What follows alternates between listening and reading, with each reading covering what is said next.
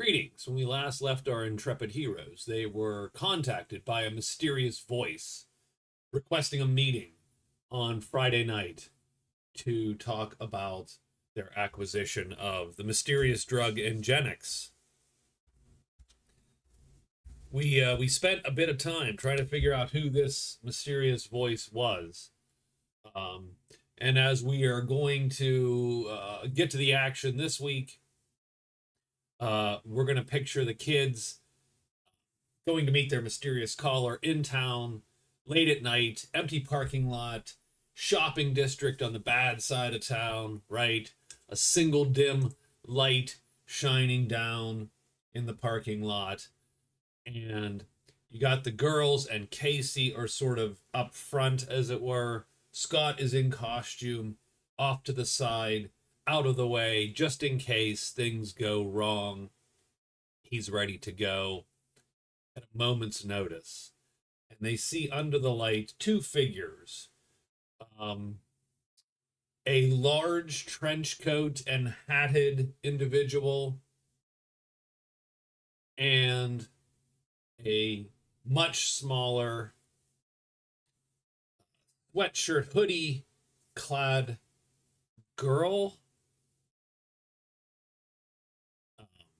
with an emblazoned flaming cat, rollerblades, and various bits and baubles and gadgets and a club. And they recognize her, Portia does at least, as the girl that they fought with, or at least Portia did, in the city. And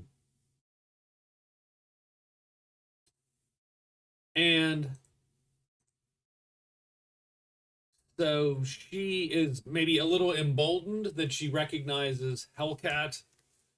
So let's put the, two figures, large, imposing, trench coat dude,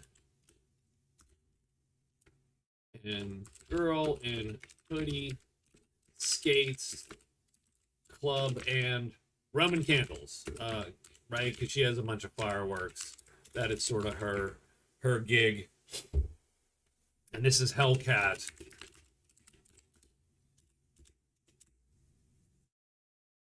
So she steps up.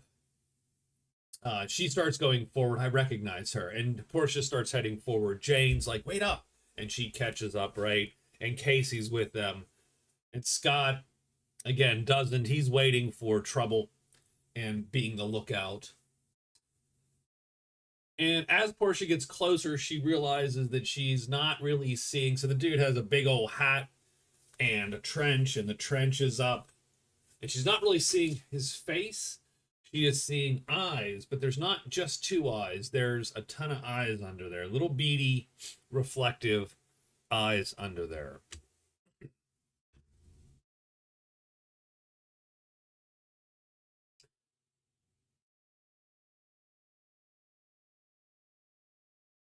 And Portia walks up and she's what is she gonna how's she gonna like so she's like, okay, so they approached us. I think it would seem to me that she knows that this junior high girl, as far as she can tell, she doesn't really know how old she is, but she does look younger than them. She does seem younger than them. And if you remember, she's got the hoodie, she got the little cat thing, she's got the domino mask.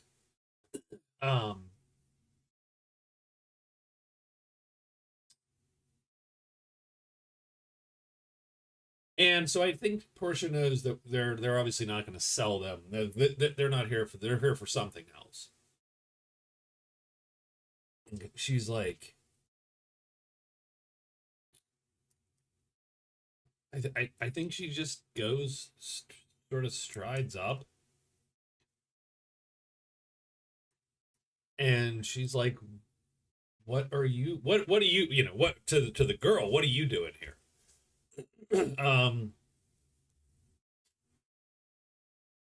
And I think the girl's excited, right? Because she's like, yeah, right. She pulls on the dude's arm, the trench coat's arm, and she's like, "Told you I'd find him. I told you, guys." Um, guys, this is I'm Hellcat.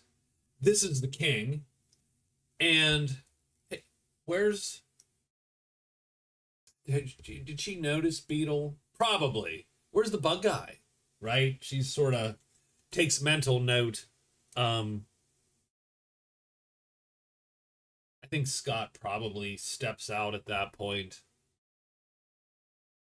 Tension diffused. Oh, cool, cool. And she's you're right. She's excited, guys. Um, I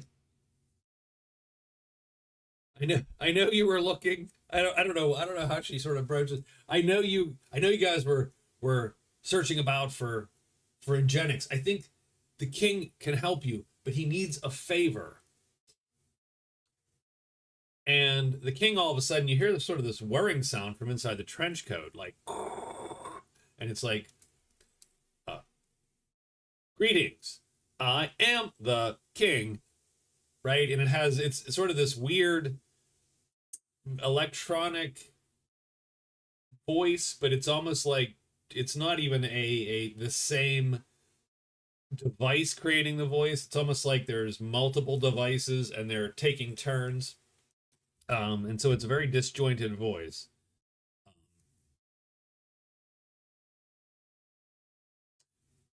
The girl said, "You could help me." And there's movement in there, right? So things are moving around and Portia can see, and I think they probably all can sort of see. They don't get a good look. Um, but it is somewhat disturbing. And they're like, well, how can we help you?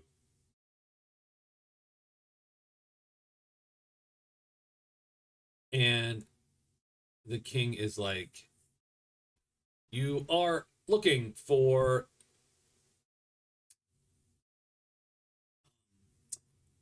you are looking for the lab where they make the noxious drug, are you not? And they look around.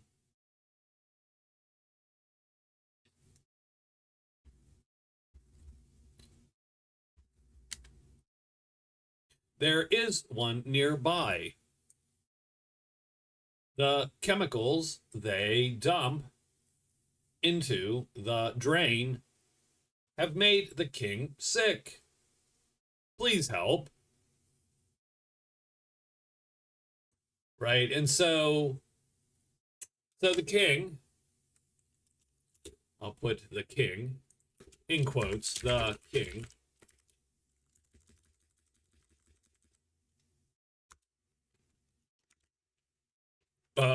Hellcat arranged the meeting.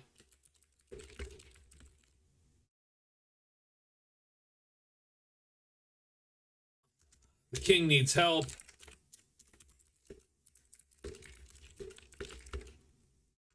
There is a Hellion lab nearby, dumping toxic sludge into the drain sewers.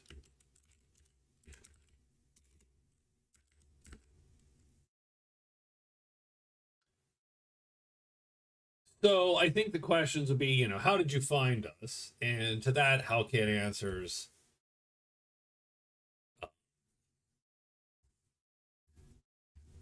you get, we guys aren't really doing a great job of sort of hiding your identities or anything.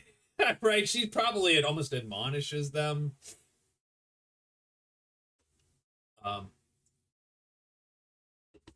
so it took just a little bit of an, right? Because they've been out in the town, what, at least once or twice. Definitely in the big street battle in the city that Hellcat was privy to. So she essentially is just like, look, it just took a little bit of investigation and a couple phone calls, and a little scouting by my friend here, and you know, and I figured out how to reach you. I mean, I took a guess, but here you are, and so they asked the king, of course, what he wants, what they can do for him, and he's like, I need you to help shut down the lab. I cannot go. And why not? Right? And I think Portia is sort of inclined to help. Maybe Jane a little bit too. It seems to go boys girls in this group sort of. I think Scott's a little less. Uh, I don't know that he saw her. I'm not sure Casey did either necessarily. Um,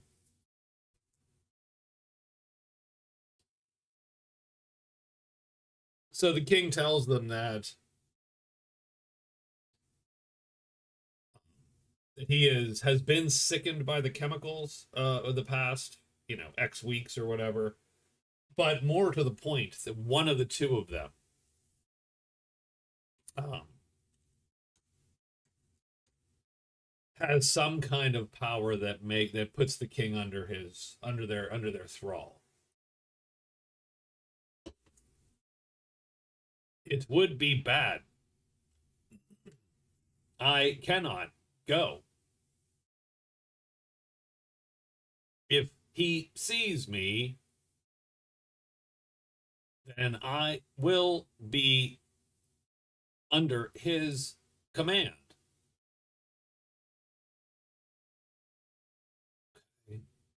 So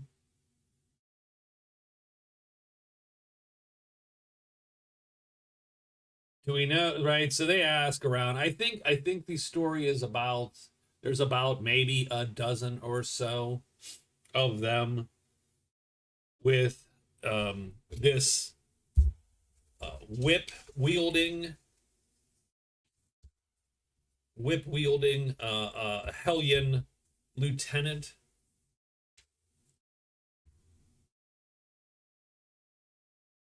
And so I suppose that would be the question. The kid, I think so. So if the kids want to go and stop so if they want to, bust the place up, I suppose they also would love to get a sample. And so the question there is, I think so. Okay, so I think they agree. There's a little bit of arguing back and forth, like, the guys are like, so well, us four will go in, and Hellcat's like, us five, thank you. And Scott's like, no way, you're just a kid. And I think she's like, what are you talking about, Boy Scout? I was there at the fight in the street. You're gonna get hurt. And she laughs that off. She's like, are you kidding? I took that explosion full on. She saw me. Which is like, I think she did, yeah. Can't hurt me. I'm like rubber. Um, so I think that's the setup, right? My poor self-dialogue skills. So after all of that, welcome to episode 17, Rats, Cats, and Vats. So yeah, so they sort of note, they get a look in, right, during discussion. Let's see who is. Yeah, Portia looks in and she sees like the king is essentially a pile of rats inside a trench coat. Yes, we have a lot of rats in these campaigns. Pile of rats in a trench coat. Speaking with some electronic device. They can hear clattering, clacking, like on a keyboard inside, and then a whirring noise, and then speaking. Um,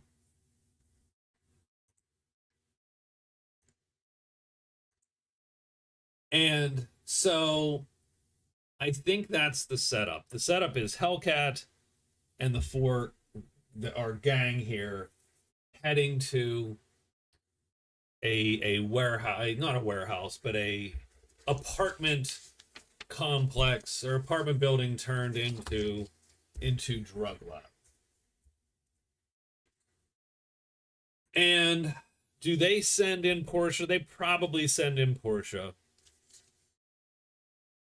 That is probably the most prudent thing. So she'll burn an energy to go desolid, wind form in.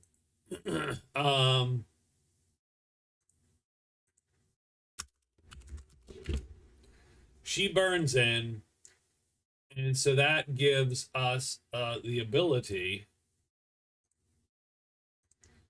That gives her, the ability, I think, to sort of take a look at the rough layout of whatever the she searches around, and yeah, it's in the basement of this complex. There are probably two entrances.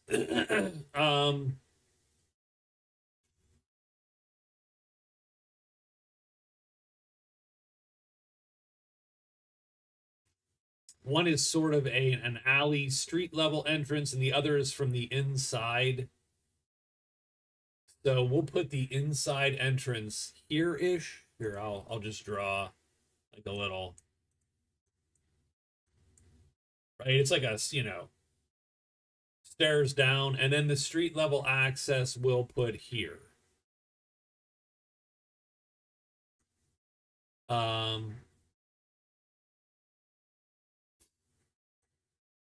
There are doors here, doors here, doors here.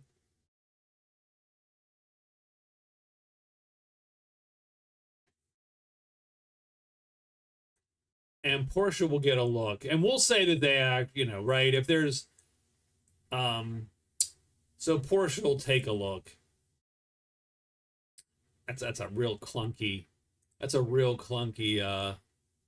amount of access there. So she sees about 12 gang members, 14-ish gang members. She probably notices the whip guy for sure, because he do they notice Lilith? I will use a searchy kind of roll for that. 0. What is her search? Her search is 13. So I'm going to say yes. So she notices probably 2 lieutenants. Doesn't know what they can do. She knows the whip guy can control the rat guy, but that's about all she knows.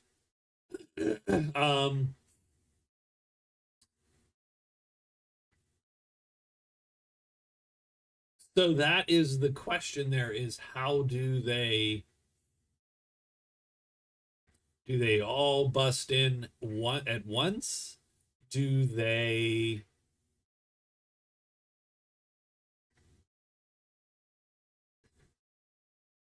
Portia can sort of start she's gonna have to burn 2 if she wants to start the fight, so because she comes back, right?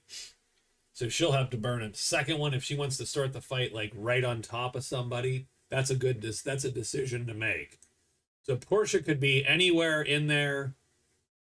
Casey can start and teleport in from outside. So anywhere from outside his full distance.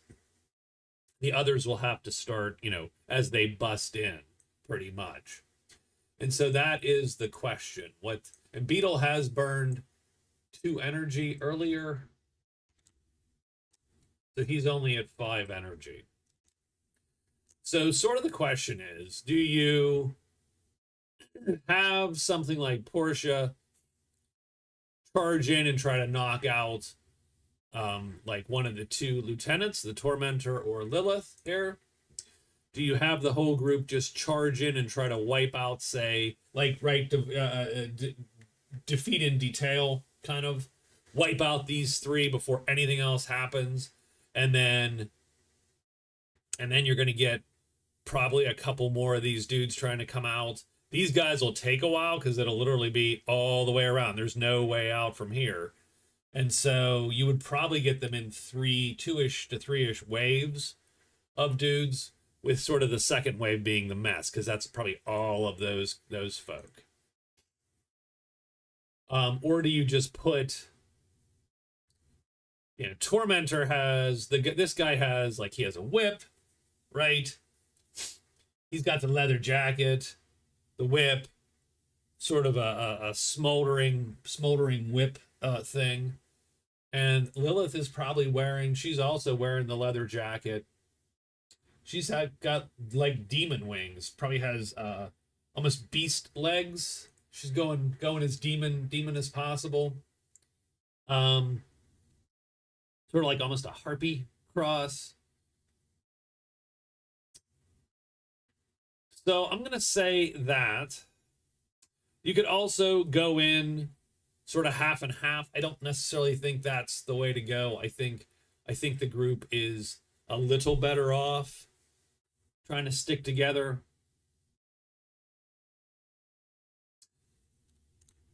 So I'm going to say that the group essentially decides they're going to start by just blasting out this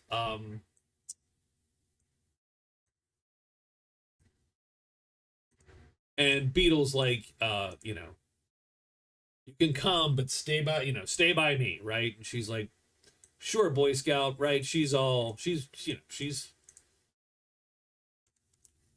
So I think the defeat in detail is the idea.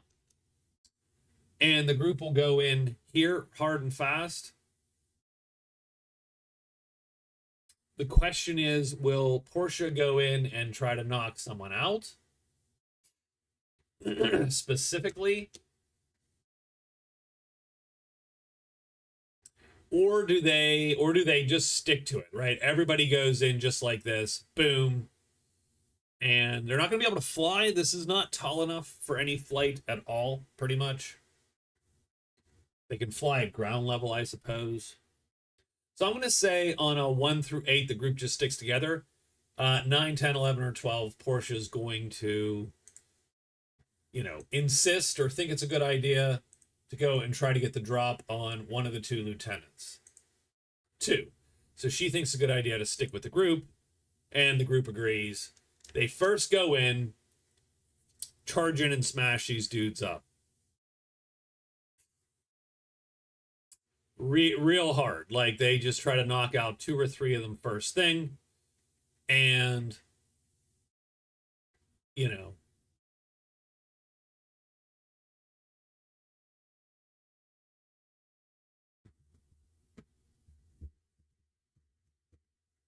they also have their masks from masks, so their identities will be sort of concealed this time through. Let us see the turn order we have here. Just Casey, huh? That's not going to work. No, there we go. So we're going to give that a turn.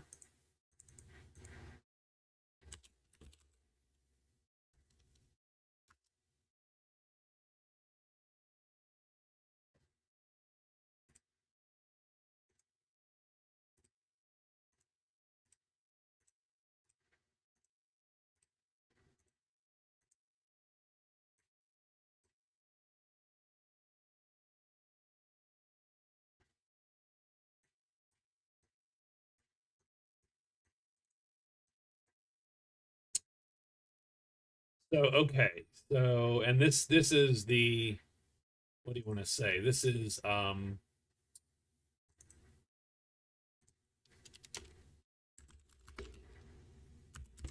roll burn, damn it. Roll burn. Remember to roll burn.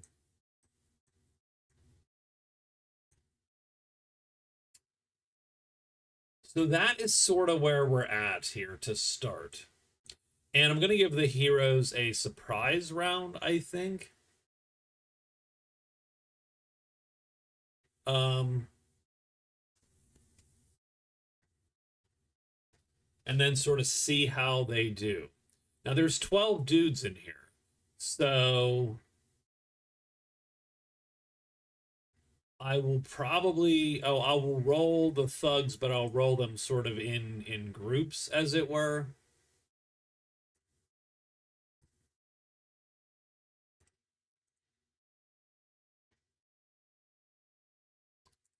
And let me do this. Let me rename them. So I'll be back in 1 second.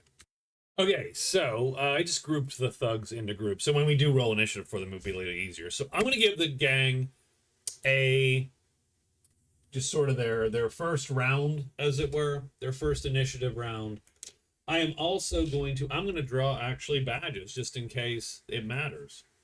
That might be fun. I have autograph, sign an autograph. Okay. I have slow burn. I have burn 1 and lose energy twice. That's a lot. That's a lot to do. Big League, first to score damage on a supervillain. Oh, there you go. Meat Shield. Take 40 or more damage in a fight.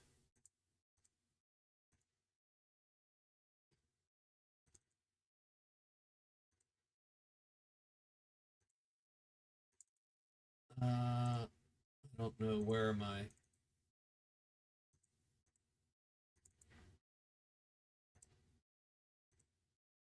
don't know where my badges are. That's sad. Superhero high solo OBS messages text. Oh, okay, there we go. Superhero high solo. So let me type these up. I'll be back. So here's our badges. Autograph is sign an autograph. Slow burn is have burn one and lose energy 2 times. Hard to do. First to score damage on a supervillain. Neither of these guys really count as a supervillain.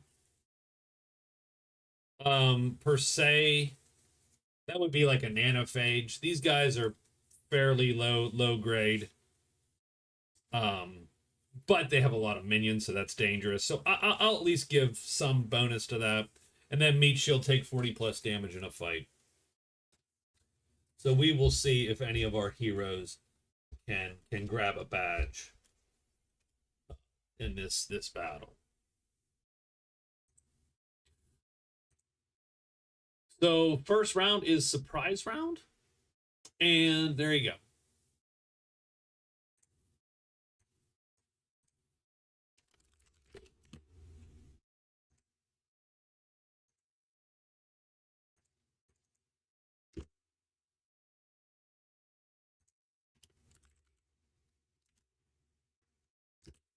Man, why is that 40 point? Like, I don't even get how that is 40 point.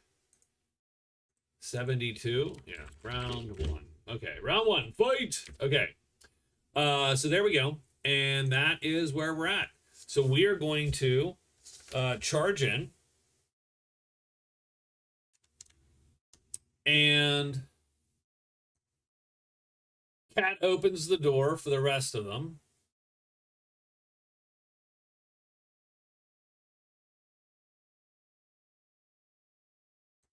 One, two, three, four, five. So I do think that Beetle's gonna go there, and he'll take the first shot at the surprised thug. Probably combat values 10 to 12. Like, these guys aren't super good, but they're, right? They're not terrible. Beetle has a strike of 18. He has a strike of 18, all things considered, with his carapace on. So he slugs in there with an attack of 18. It's unlikely he misses. And he does hit. So he smacks him pretty good. And then Beetle damage is 22 damage. So he's gonna come in, slam that dude, and KO him immediately, which is sort of what we need to happen. So that's one. That is Beetle. Beetle is done. So Beetle went first. I mean, I suppose we could roll initiative too, but I'll just roll next round essentially. Beetle went first and he used 5 burn.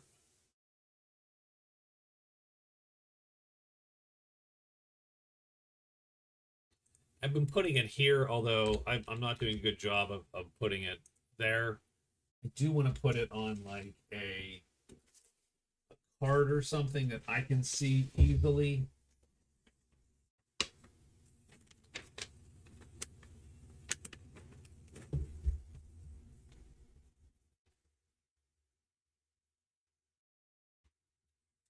The Beetle is 5. Done. All right, next we're going to send Jane in. Now, Jane has just a run of 10, which sort of sucks. Oops. So she can go 1, 2, 3, 4, 5, 6. She can charge 7. So she's going to charge. Her strike is 17, so not quite as good. -2, so it's down to 15. Still, she's going to hit with a +2, so because she succeeds. And Jane is not going to do any defensive stuff. She's just going to go all in on attack. So she's using Rend and Bite. That is 4 burn. And she won't end run. So she also used 5 burn this time. So she's going to charge in. She does some damage. 16 damage.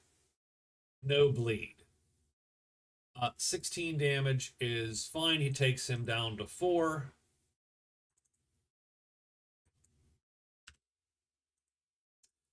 I'm not going to do impacts on the putzes just because it's sort of a pain in the ass. So assuming these guys were all as close as they could be, we'll put Casey there. Casey is going to teleport in. So that is 1, 2, 3, 4, 5, 6. So he's gonna go in, and smack this guy and try to finish him off. So attack roll is good. Casey damage is 7 more, so we're gonna take that thug out. So that's a good surprise round for the gang here, I think. So they smack him into the thing. And now Portia, so Casey is teleport 3, staff strike 3 is 6, so 6.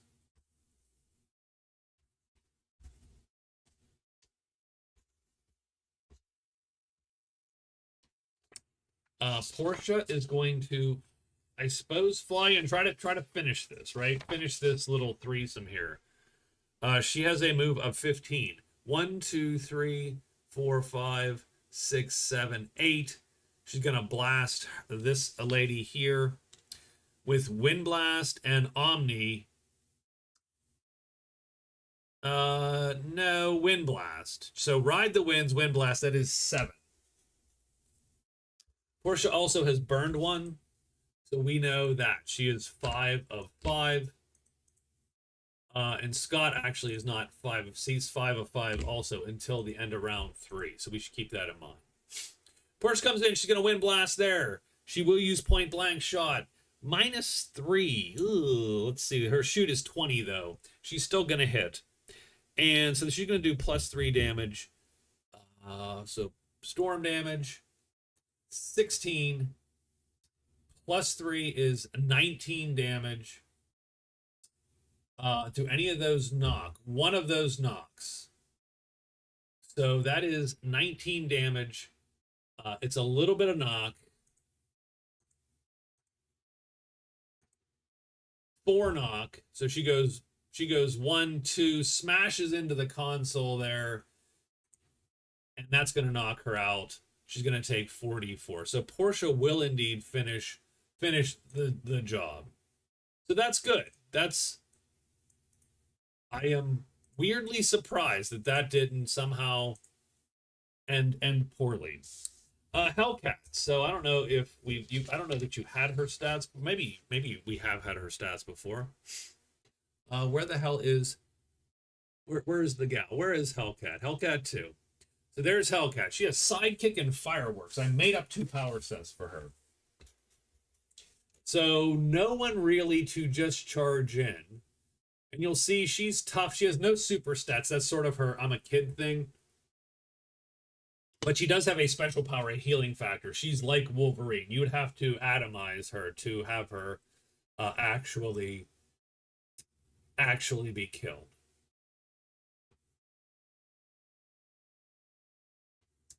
So I think she's going to charge in.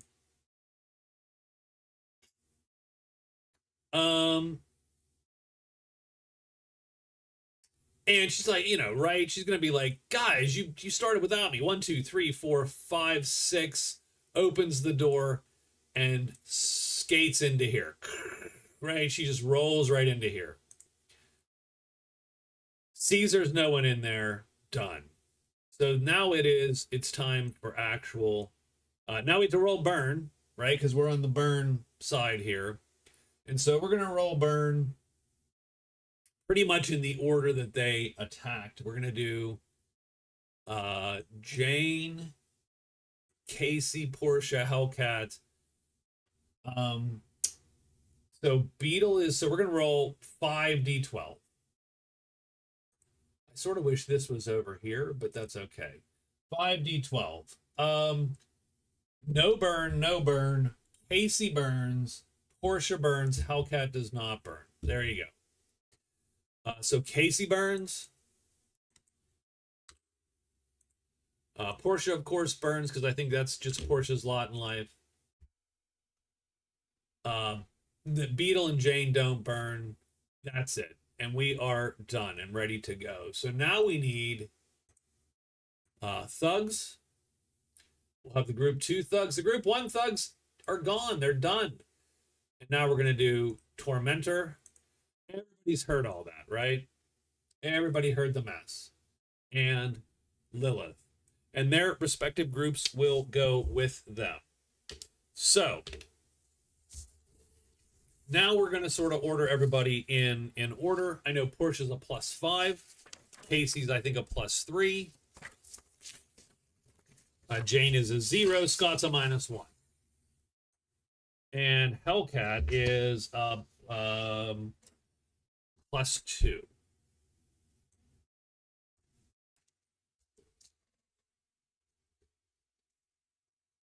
Her base defense is a 7. Lilith is a +4. And the Tormentor's a +4 as well. But we'll roll the heroes first. So we're going to roll, 5d12. And go in order. So Portia has a 14. Casey has a 12, so that's good. Hellcat has a 4.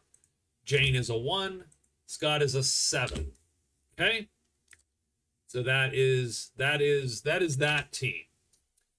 Lilith and Tormentor +4s each. So 2d12, and they're fast. Jesus.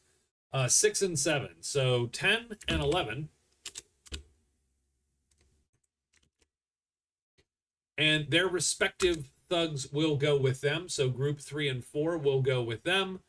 And then G2 gets to roll its own D12, and it's a 2.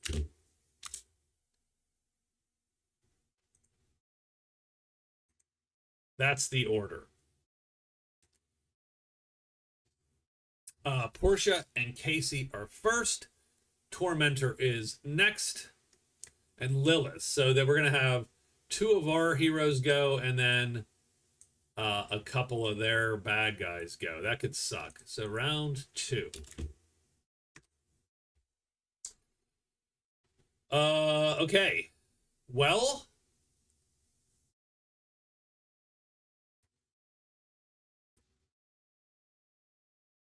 Portia knows the layout. She knows where everybody is. She has a vague idea of where these other two thugs are. 1, 2, 3, 4, 5, 6, 7, 8, 9, 10, 11, 12, 13, maybe 14, 15. So she's going to bust through there.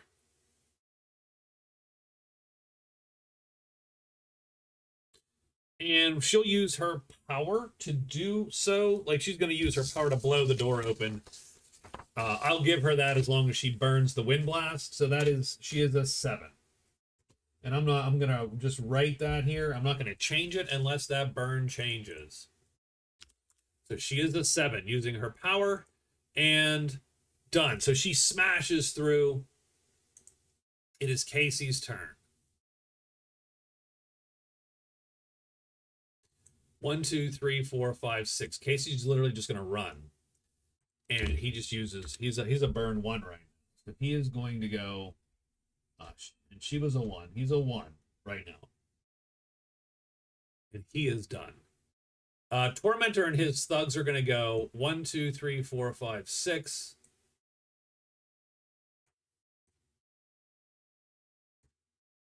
And Tormentor, though this isn't a good place for it, he probably can't actually use his swinging because there's no place to swing. 1, 2, 3, 4, 5, 6. So he is also running at a 6. So not great for him. Lilith, so her thugs are going to get up 1, 2, 3, 4, 5, 6. Get them! 1, 2, 3, 4, 5, 6. She yells to all of those dudes. And can she see somebody? She can. I'm pretty sure she can see Casey. This is gonna screw up the party. So this is part of an experiment. So Lilith, so she is how far is she from good old Case here? She is 21 hexes away from Casey. She's going to use her zap. Her zap attack is. So do I have these two out and about or not? I do not.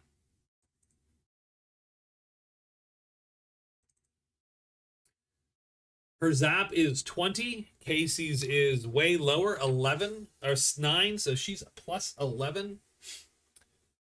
And she's gonna try mind controlling Casey.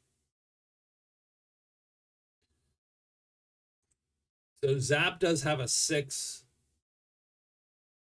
So she is at a -3, I believe, to hit. Give me 1 second. We did pull up our impact chart. Okay. She's going to mind control Casey. She's a -3 to hit, but she's plus 11. So she would have to roll terribly. And she does hit.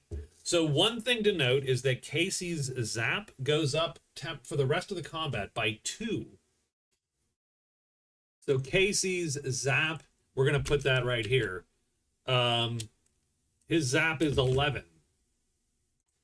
And that is until the end of the combat. But she does hit him, and he must now save versus charisma or power. Power against an 18. Ugh. Okay, Casey, you need an 8+, buddy. -6. So he failed, and he is controlled.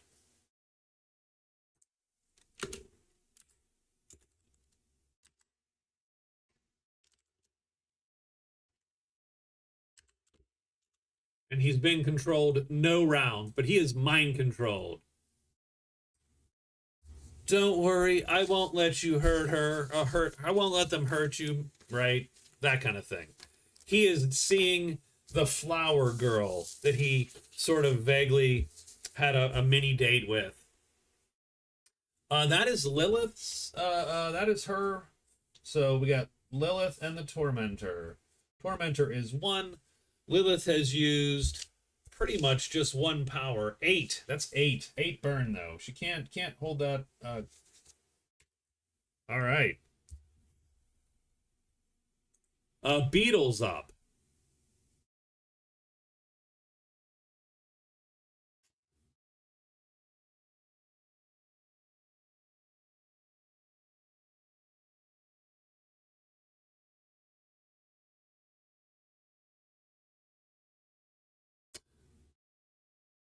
Um,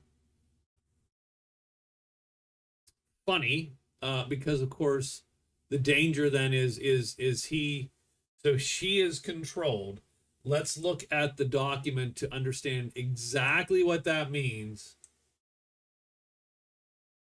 Controlled. You take penalties as though you suffered summon sickness.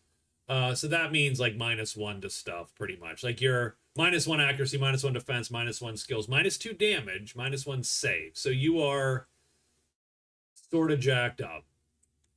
Your attackers in control of your action may give you a single command each combat round for free. You must fulfill that to the best of your combat ability. Controlled has an ongoing save. Does not stack with itself, but you can reset the save bonus. So every round you get a +2 to save until 4 rounds, and then everything goes away. But she could refresh that periodically. So she essentially is going to yell the command, protect me from, from your she doesn't have to, this is not suggestion. She doesn't have to make it sound good. She can literally just be protect me from your friends effectively. And so that's what he's going to do on his turn. As Beetle moves past, because we've never met, right? So she's going 1, 2, 3, 4, 5, and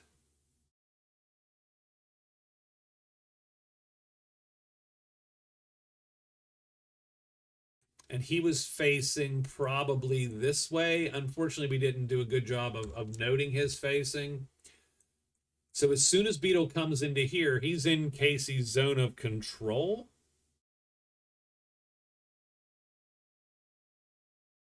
And I'm pretty sure he has to stop.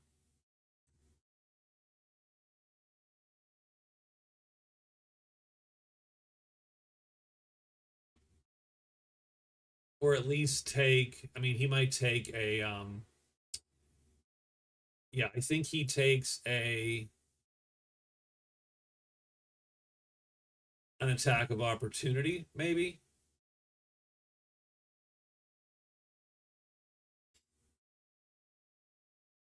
I need to make sure that I actually explicitly put that in here. I don't know that I did. I might have unfortunately left it. Yeah.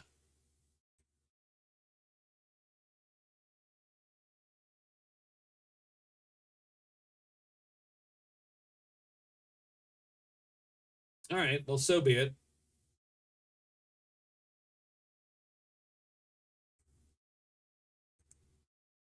Good enough. We're gonna give Casey a pot shot on Scott as Scott blows through. So Scott is trying to move.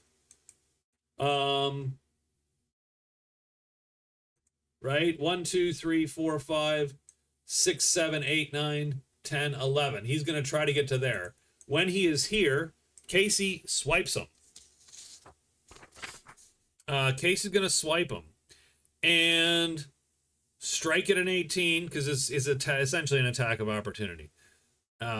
Strike at an 18.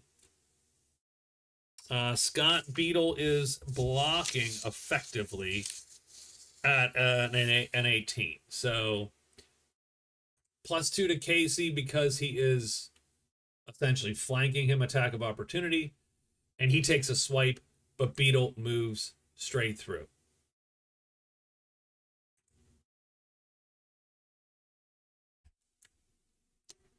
Hellcat sees that. Oh man, what is she gonna do? What does she do? She sees this happen.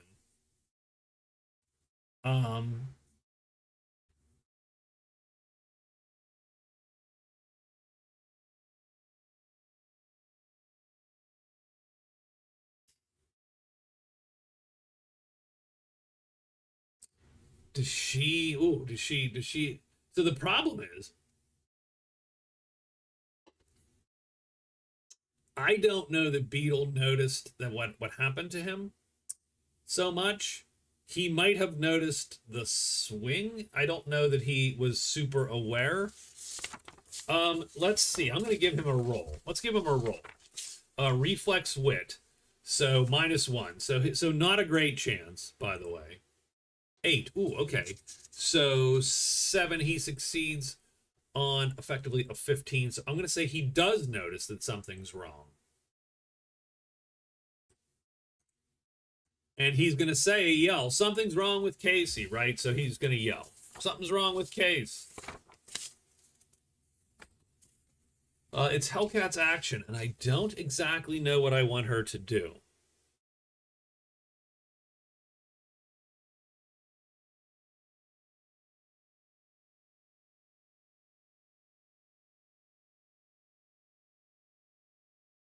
I don't necessarily want her to smack Casey. I don't. That doesn't seem okay.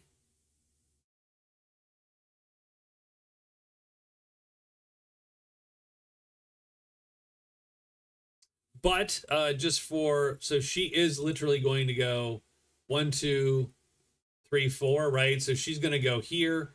Casey's going to face her because you can't come from the front of someone and then right.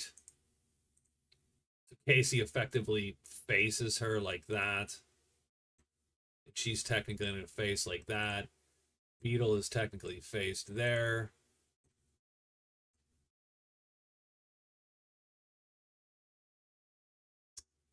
She's mostly doing that for Jane's sake, because Jane can then sort of slip around him, I think.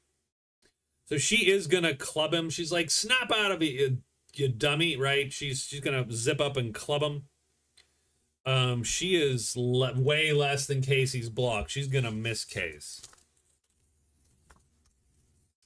Like, that is not her gig. Fighting Casey is not Hellcat's gig.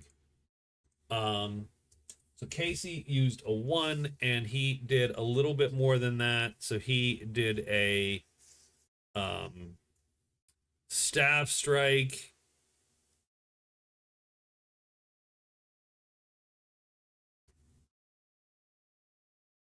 Probably does not yet have staff block on, so we'll say he just did staff strike and thrust, so 5. So Casey's up to 6.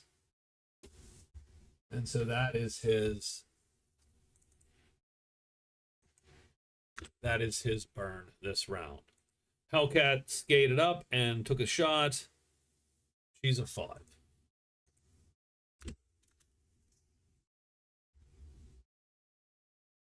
The G2 thugs are up, and they're getting up, and they're going to take a shot at, and they one is a club, 1, 2, 3, 4, 5, 6. One has a gun. This one will take a shot at Portia. That's a miss. This one will run up and take a swing at Portia, and that actually strangely might hit Portia if they have a combat value of 12. Portia is going to dodge the first shot, block the second attack. So she has an 18. He was charging. He misses indeed. And the G2 thugs are mostly done. 1, 2, 3, 4, 5, 6. He's not going to 3, 4, or 3. 1, 2, 3. They're both going to shoot at Scott. So Scott has to dodge twice. Let's see what Scott's dodge actually is. It's going to be a clunky long fight, guys. His dodge is 10. So Scott is hit twice by gunfire. 3d6 in both cases. I'm pretty sure. And 3d6. So he's going to take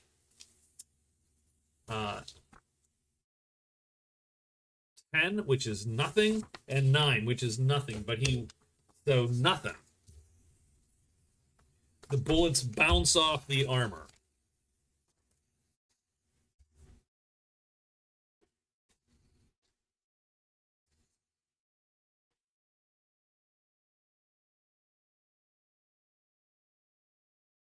Those are thugs G2. Dead girl comes around the corner.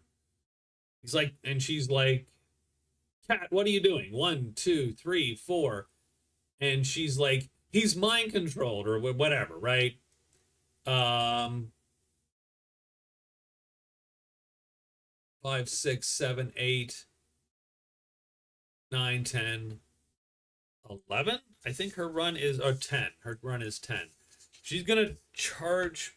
Oh, man. I mean, she's not going to let Kate. Yeah, she's. Oh, I don't know what to do. Oh, God. I don't know what to do. I don't. I just don't know what to do. Um,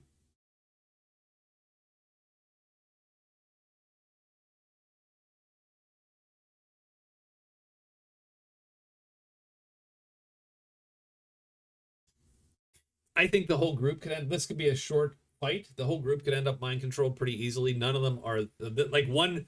My theory was one mentalist destroys this party just because of the way and we sort of need to get someone like Portia in there to just quickly range her, because getting up to her is going to be a disaster. I think Jane will snap him out of it, and she moves past. Done. And her burn is one for zombie run. So let's take a look at all the burns now in town, because it's roll burn time. And so we got I mean, Beetle just blew past. Jane just blew past. So Beetle and Jane will roll. Beetle, Jane. Um, Nothing and nothing. So that's done. Casey did indeed attack. Casey does burn, so he's 4 of 6. Portia, 7. She did burn, so she is 3. So that's Portia's problem now, especially because she often burns early. And then Hellcat did also roll up an attack, but she does not burn. Tormentor, nothing. Lilith burns with a 9, I believe. No, she's an 8. She's just an 8, so she did not burn. Right? Tormentor has a burn of 8 if she just uses her mental attack. If she also then flies, etc., that is a problem. Done. Okay. Well, that's the round.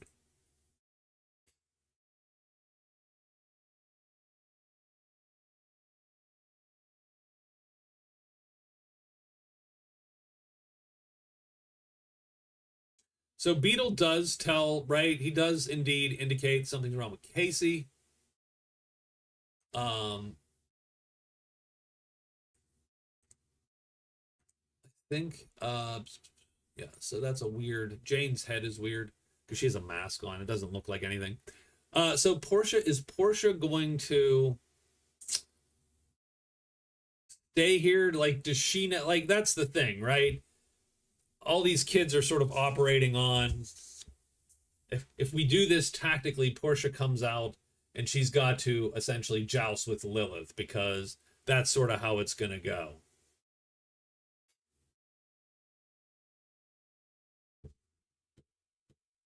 So, interesting question.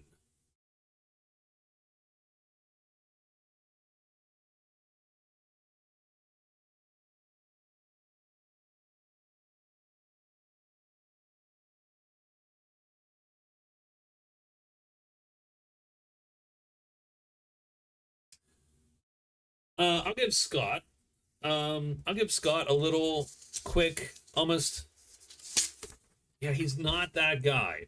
So we'll give Jane. I'll give Jane as a wit of 12 at least. Let's give Jane the leadership role here.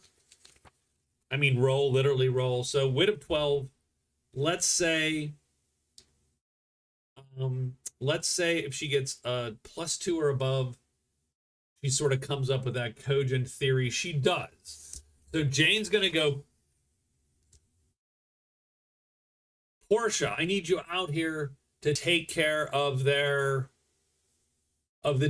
demon chick, right? She's literally, and I'll take care of the thugs, right? So there you go. So Portia is going to suck up a free attack from this guy because she can't fly upwards. He's going to miss her. 1, 2. Oop, I just moved the door. 2, 3, 4, 5, 6, 7, 8. 8. That's a half move for Portia. So she's going to go 10 hexes away. She's going to shoot. So Portia charges up, sees her. Demon Wings, right? Jane points her out. Demon Wings. Portia has a range band of 5. So that means the first 5 are free. The second 5 are -1 to hit. So Portia actually has a shoot of 20. Lilith is not a great defensive character. Her defense is destroying everybody as quick as possible. So that's sort of her gig. So Portia's going to take a shot. She has a plus. She's 4 up on this attack. That's incredible. She does hit by 2. So Portia is going to hit.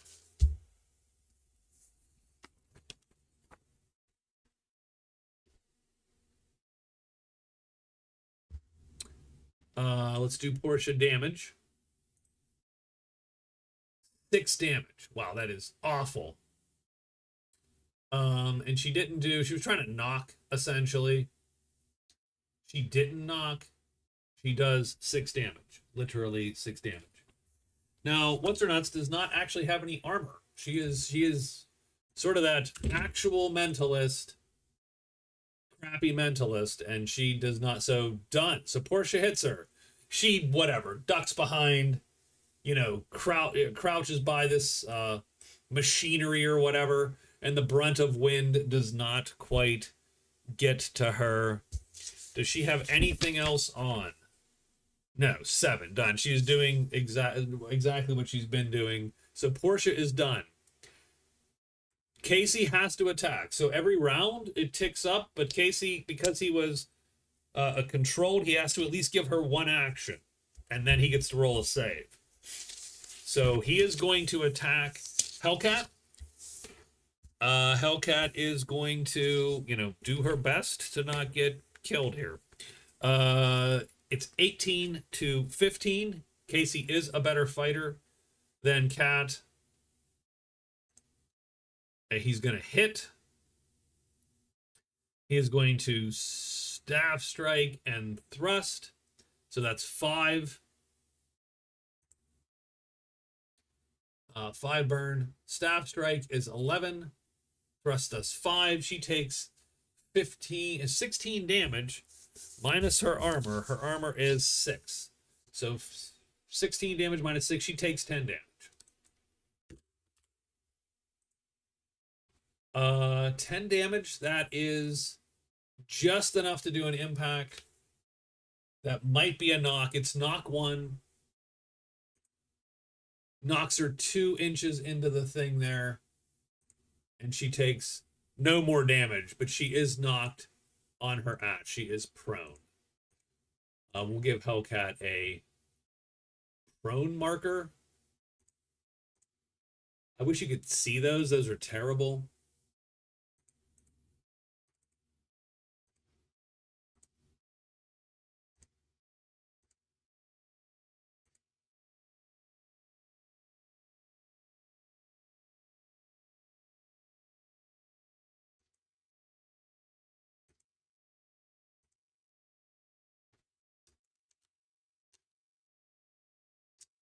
So she's knocked on her ass, right? Casey is, I think, at 5 burn now because he used both staff strike and thrust. I'll mark him as a 5 over there. He now gets a save. This is his, so that was his 0th save that he first made. This is his 1 save, so he gets a +2 to this save. Does Casey snap out of it? No, he does not snap out of it. Tormentor and his crew. 1, 2, 3, 4 opens the door essentially. 1, 2, 3, 4, 5, 6. That probably saves them a little bit.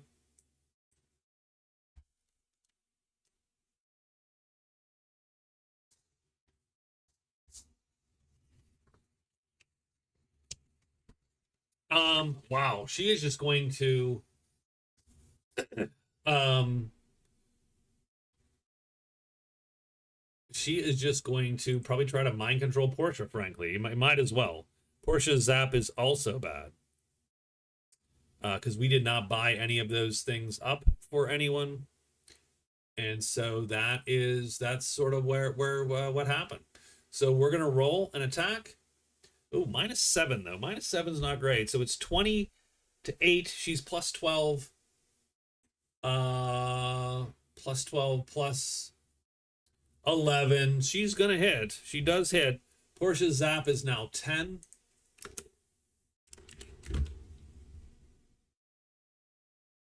She has to roll a save. Her charisma is 13, so she does get a charisma save. She saves. She outright saves. So no nothing for her.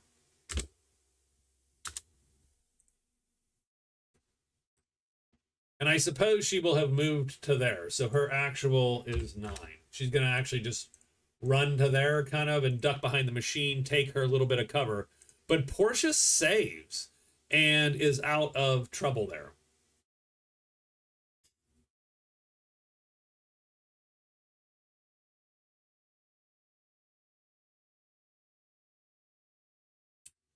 It's Scott's turn. Scott's going to go 1, 2, 3, 4, 5.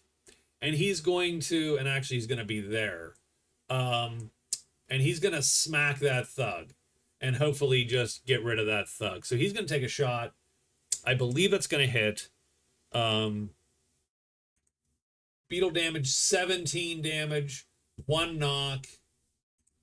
Knocks him 3. So he goes 1, 2, smacks. And I'm going to say that is enough to take the thug out. And that is, I think, a 5. Hellcat gets up. So that is half her action to get up. And then let's see what the hell she's going to do, because this is not great.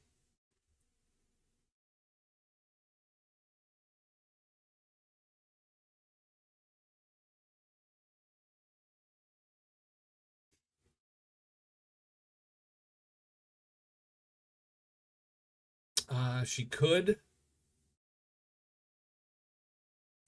She's gonna move there, so she's gonna take her like her little one shot, 5-foot step there kind of thing, right?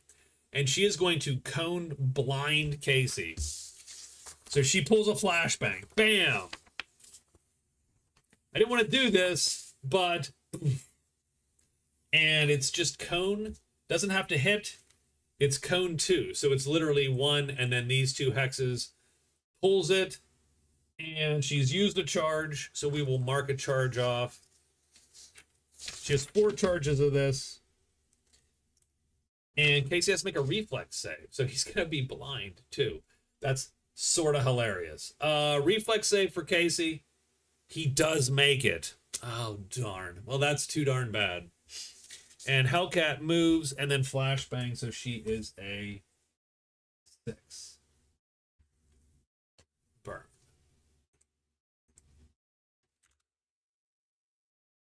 She is done.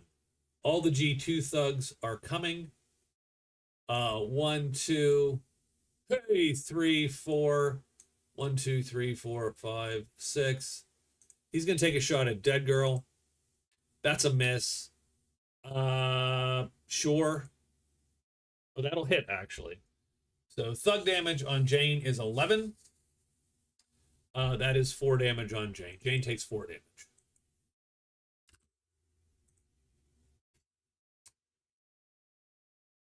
And we do have a G4 thug that needs to go. He's taking a 3 and he's going to shoot at Portia. He misses Portia. So I've screwed up his turn. Jane, she's going to take this thug out, obviously. So she's going to rend and tear this thug. So the thug runs up, takes a shot at it, right? Takes a shot. The other one's attacks. She rends and bites this guy.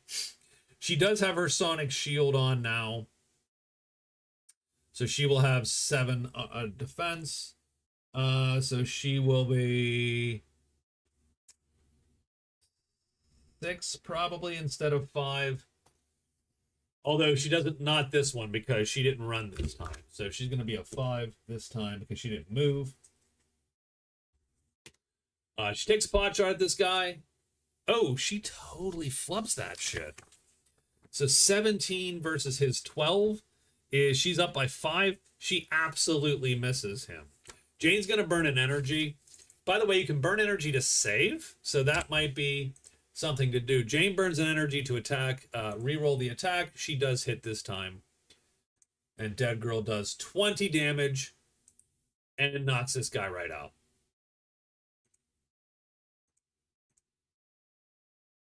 And now we got to roll burns. Beetle's a 5, Jane's a 5, Casey's a 5. Portia is, I believe, still a 7. Yeah.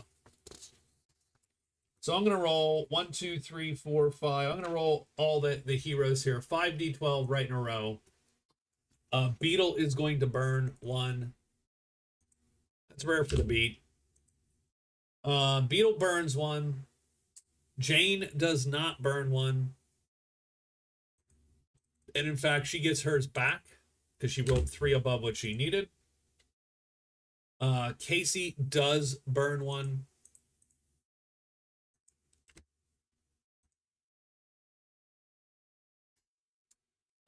Portia does burn again. Jeez, Portia needs to finish this for and Hellcat does not burn.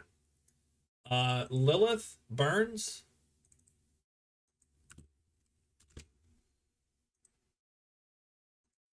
Tormentor does not burn.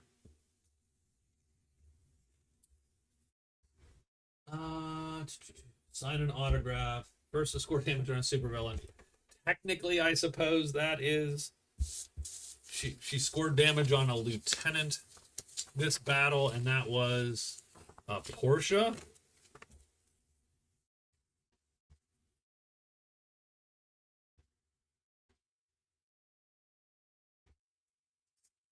Done. Okay. This is round 3. So at the end of the round, everybody will get an energy back.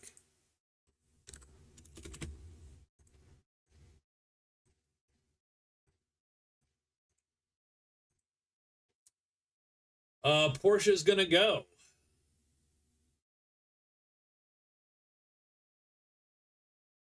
She's going to go 1, 2, 3, 4, 5, 6, 7, 8. Now remember, she cannot, to get in point blank range, that's going to give her more damage.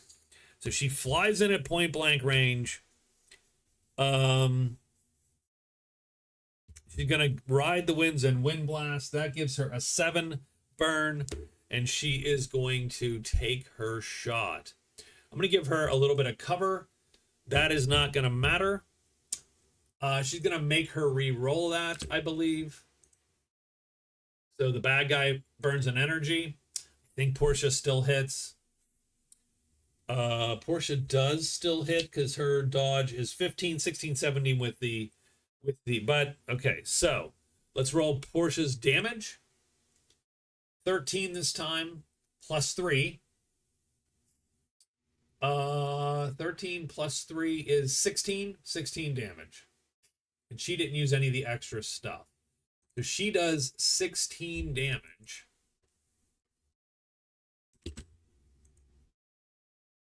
No knock, unfortunately, but that is an impact. So we will get the impact table here and roll. It's a 2, it's a graze, no effect. Lilith will immediately spend an energy because Lilith has the ability to immediately counterattack by burning an energy. So she burns an energy, and she's going to immediately counterattack. And that's going to be, I mean, I hate to say it, but technically mind control is an attack, so she's going to try to mind control her. Portia's zap is a 10 now, so she's only up by 10. She does hit. Done. So that is going to cost her, though. I mean, for sure. So she's already spent 8. Already. So she does hit Portia. She does mind control Portia. Well, not yet. We don't know. Portia has a save to roll. She fails. And that save is an 18 versus Portia's 13, so she's down 5.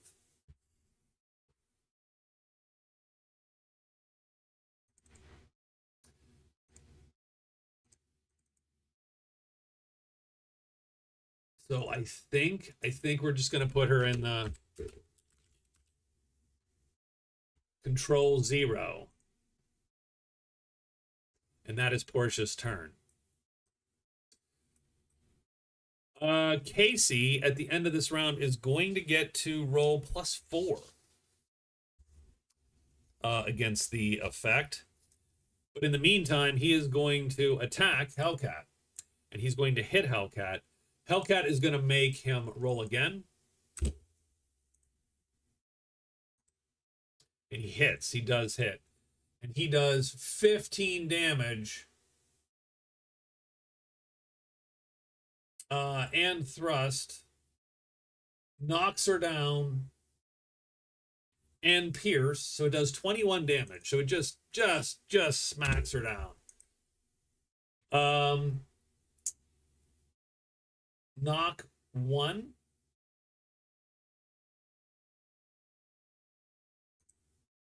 Just 1. So she goes here. She is knocked on her ass. So she is prone. And there's an impact effect. Casey rolls. And that is a bleed 1 until recovery. So 1 hit point and 1 burn.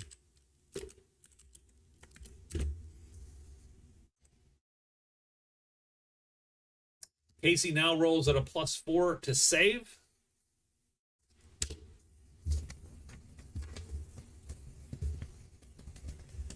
Casey is rolling on his power, which is a 10, but he's got a +4. So he is still down by 4. The DL are 18 on this. He rolls a 3. He's going to burn 1 energy to add 1. Done. And he is no longer controlled. Oh, crap. I'm so sorry, right? Portia was hit by Zap again, by the way, so her Zap is now 12.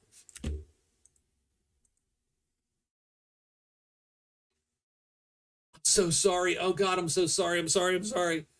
She's like, it's fine. Hellcat's like, it's fine. Like, right. Spits a tooth out. They immediately start to regrow. The thugs come out. Hey, he's got the door open. So 1, 2, 3, 4, 5, 6. Haha. 1, 2, 3, 4, 5, 6. So this is gonna get out of hand quick here, boys. I mean,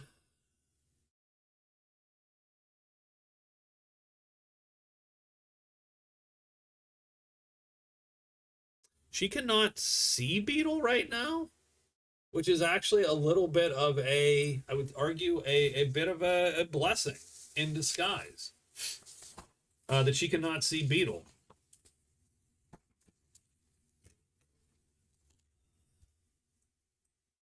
She's already used 8 power. Or 8 burn, I should say.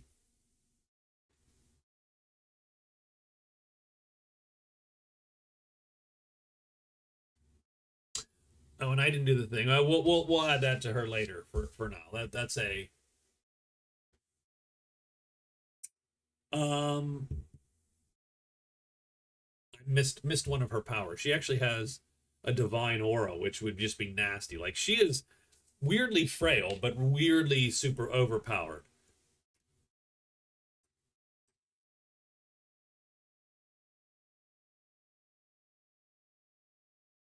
I think Lilith is just going to shift and duck behind there for now, hoping essentially to not get attacked and not, because she's going to burn down to 2 probably. And Beetle is not thrilled with how this is going. Oh, and this thug is going to take a pot shot at Beetle. He misses because that's they go with Lilith.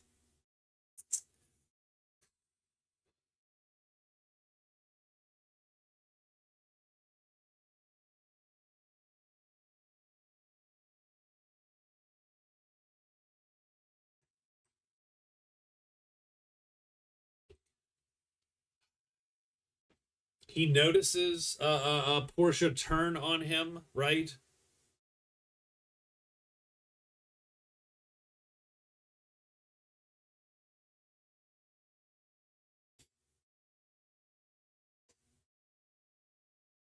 Ooh, and they're in trouble. These kids are in trouble. They're in trouble with capital T. Oh my god. Um, so I'm gonna start. I'm just gonna take these guys off the board just to clear the board a tiny bit.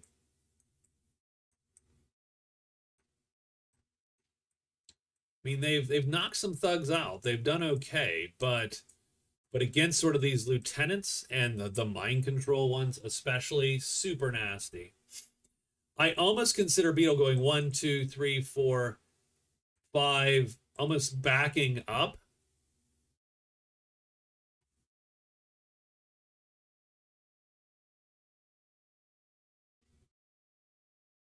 Which does suck a little bit.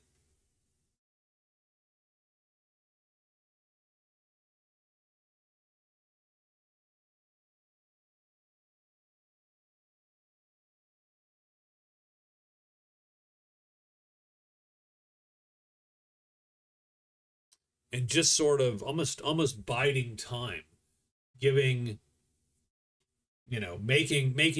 making Portia come to them, although that doesn't really help with Lilith. I do sort of wonder, can he actually, I don't know that he can even get to her. He can't really get past this guy, really. He can,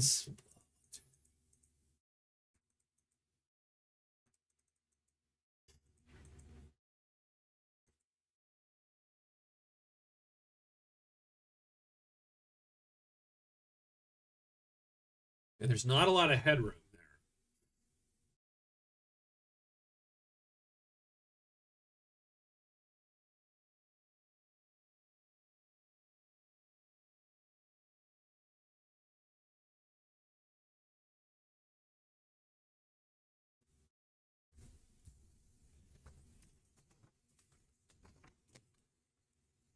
there. Um, Interesting.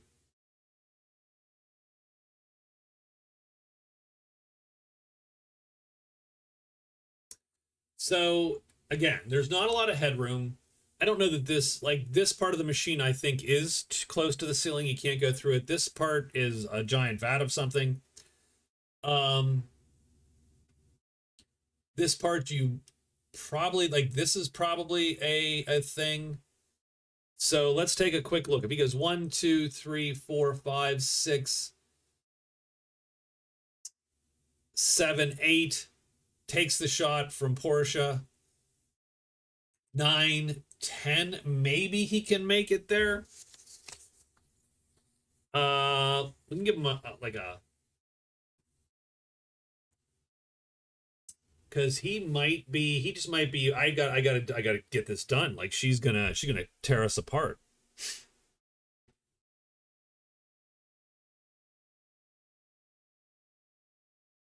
Or he backs up. Backing up is probably the worst of the two options. I don't know. Let's think about it. Let's 1 to 4, and maybe he panics a bit. 5. He's not going to panic. He's going to go for it. He's going to do whatever he does. 1, 2, 3, 4. He can skirt past this. 5, 6. He can't skirt past her really. 7, 8. So he's going to take that shot. He's going to let Portia hit him pretty much. And she probably is going to hit him. And she probably will take that.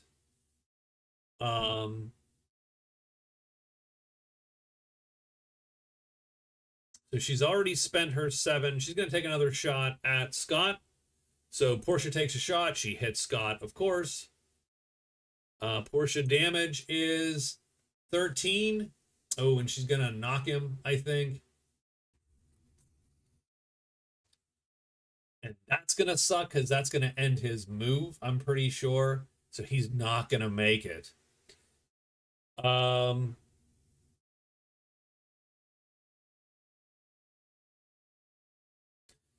The damage he takes is not a ton. He takes 3 points of damage. So we'll give him 3 points of damage right there. That's 38. He does take a die of knock. No extra knock. He takes 2 hexes of knock. And so she essentially blasts him, smacks him right into that vat.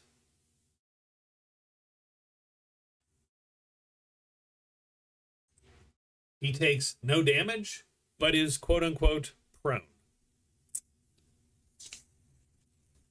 which takes him out of contention there. Portia has burned, though, all the way down to yet another. So she's at burn 13.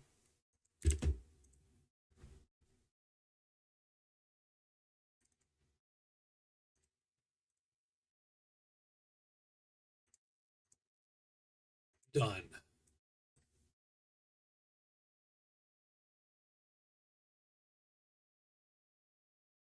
So crappy as that was,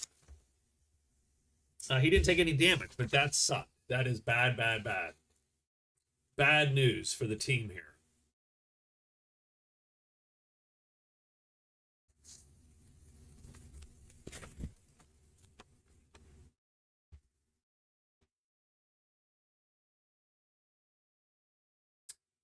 Um,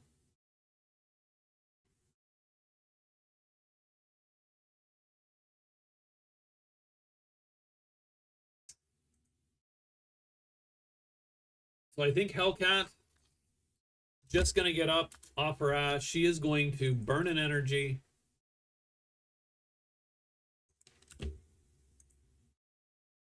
Right off the bat. So she's going to burn an energy. And heal, I believe.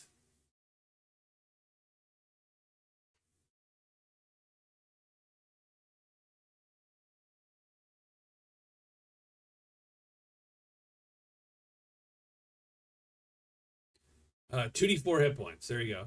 Oh, when you are knocked, you can use energy to reduce the knock by 1d4 per energy.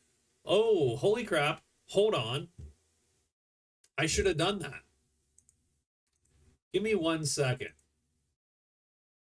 So his knock was 2.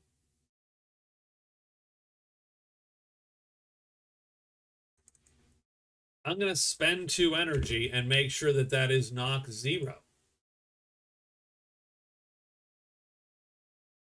Realize that I had written that. So he is going to get there. I'm going to make him make a skill check, which he does to essentially get past this thing there. And he's going to take a pot shot on our gal. Ooh, okay. Hold on. He has a strike of 9. Now he's charging, so a strike of 16. She has a dodge of 15. That just hits.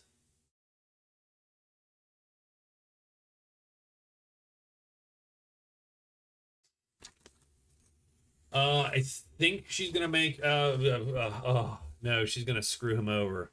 That's fine. She is going to absolutely just let him hit her. That's fine. She has a void killing blow. That's the word. So that's fine. So he's gonna do damage. He does 15 damage, which doesn't take her down.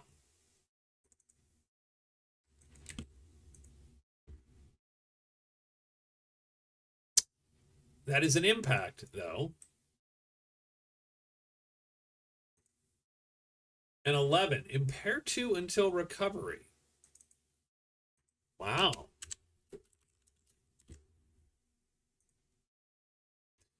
I mean, that's still, that actually might be the best thing that can happen. If he knocks her out, she actually can ignore one. She ignores one attack that would otherwise take her out. Hellcat is going to get back up. It's like that. She is going to burn an energy to rest up. I don't know if I spent it already or not. So she gets 2d4. She gets 3 hit points back. Done. The G2 thugs are going to charge. No, he's going to shoot. 1, 2, 3, 4, 5, 6. 1, 2, 3. So a little bit of attack on Jane. So 2 hits on Jane. 12 damage and 11 damage.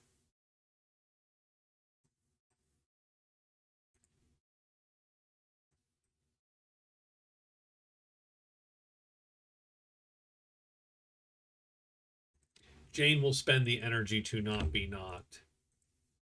12 damage and 11 damage. So that's 5 and 4. Jane takes 9 more damage. So she's at 25 hit points left. She takes a little bit of. So she's going to go down south here.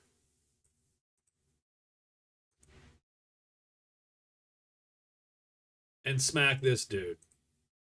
That's going to hit. She does 17 and a knock 1. So he's down to 3. She knocks him 1 hex back. He takes another hit point. And he's on his ass. He might be reconsidering his life choices just offhand.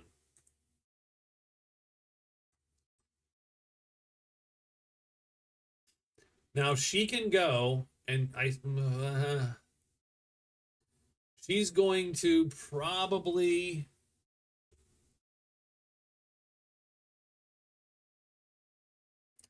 Does she use her essentially her reverb? Because if she does, she's going to burn an energy and then burn another energy.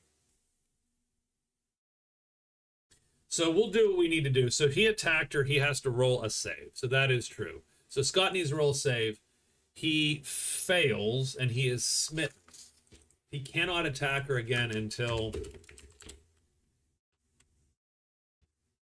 But. How much does he fail by? He fails by 2.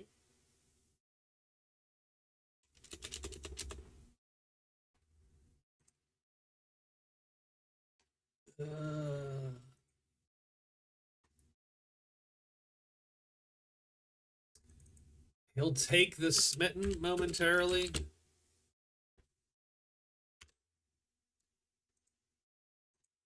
Just because he can't take the rest of the energy, unfortunately.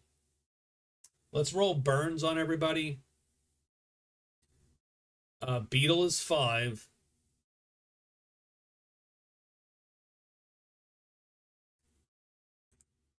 Jane is 5. AC is 5 because he smacked her. So let's do the 5s. Casey gets 1 back and gets 2 back. So he's up to 4 because end of round 3. Both Beetle and Jane get 1 back as well.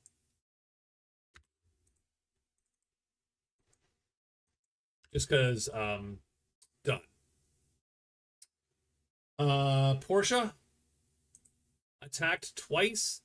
So she's going to automatically lose 1 and then have to roll again. And she just loses 1, but gets it back at the end of the round.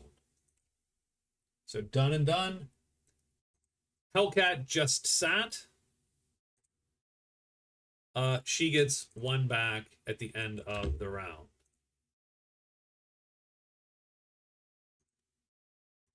Lilith did use 8. She burns and gets 1 back at the end of the round, and Tormentor used 1, and he does not burn. Done.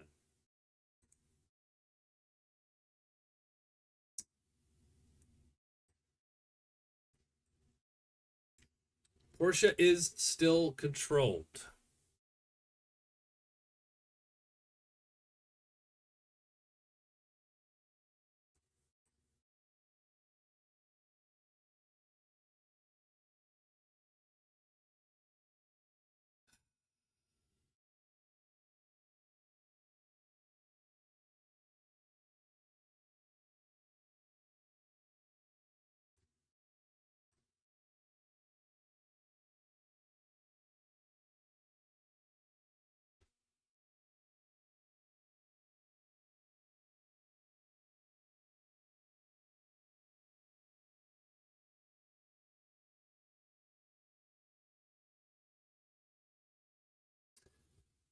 So the question now is do we want to roll initiative again to try to get these guys lower in the order at all?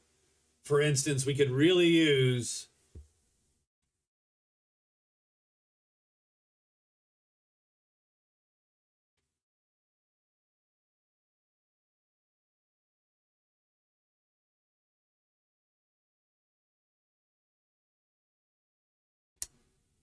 because right now it's pretty much all them. Like it's all them.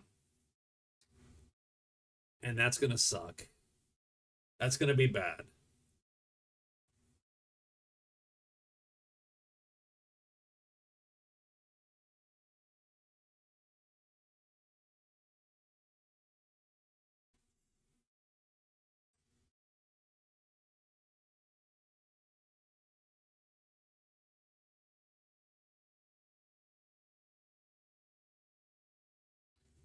What we got here? So this would be round 4. It's a lot of characters to deal with, so keep that in mind. That's why this usually I don't expect any of these to take this long, but with literally 16 characters in, um,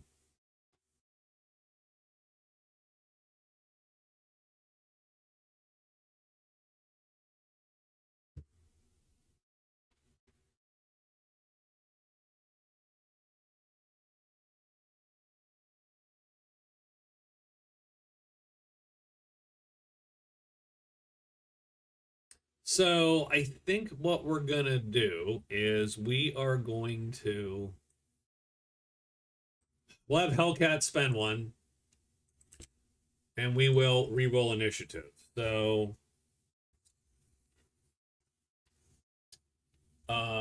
yeah, so there you go. So it'll be 1, 2, 3, 4, 5, 6, 7, 8 D12, 6 and 1 and 1.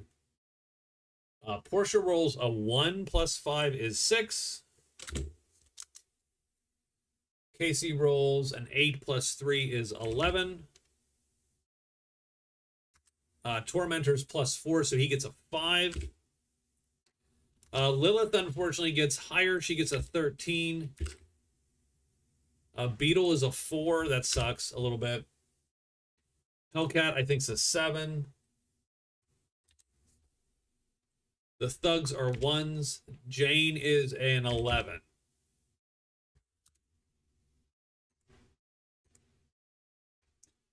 So Lilith is first. She's going to burn an energy to get 2d4 back. Sort of has to.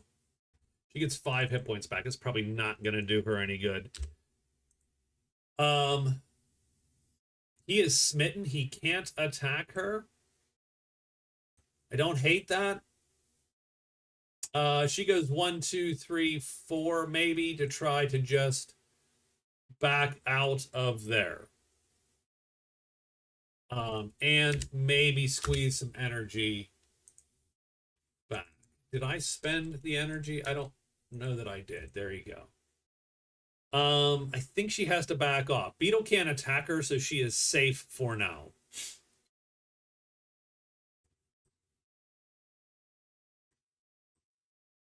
I think Jane yells back, "We have to find those samples and get out of here."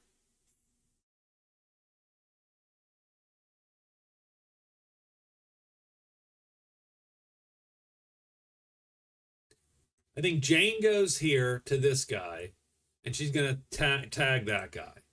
And she's going to hit that dude. And she is going to do 13 damage and a knock. It's going to knock him a hex that way. So he's down to 7. And he is sort of on his ass.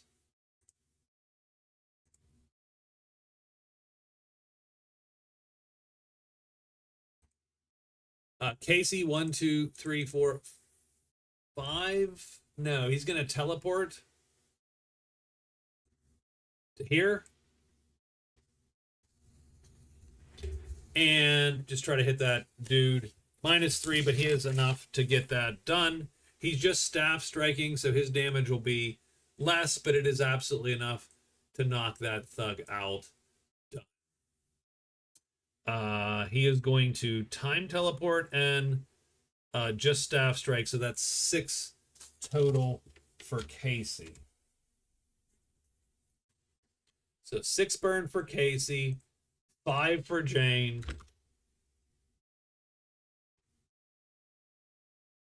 Lilith is, I think, at a 1 right now because she didn't do anything.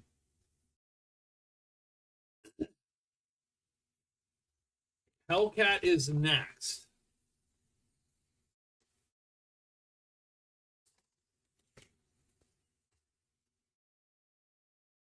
Hmm.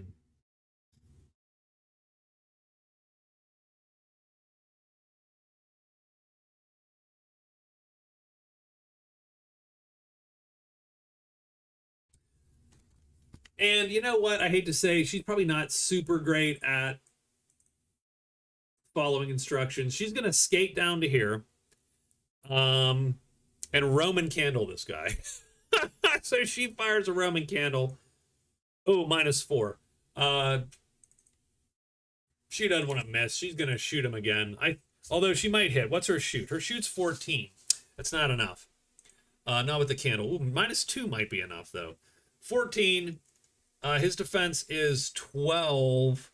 Roman candles are -1 to hit. So she does miss with the candle.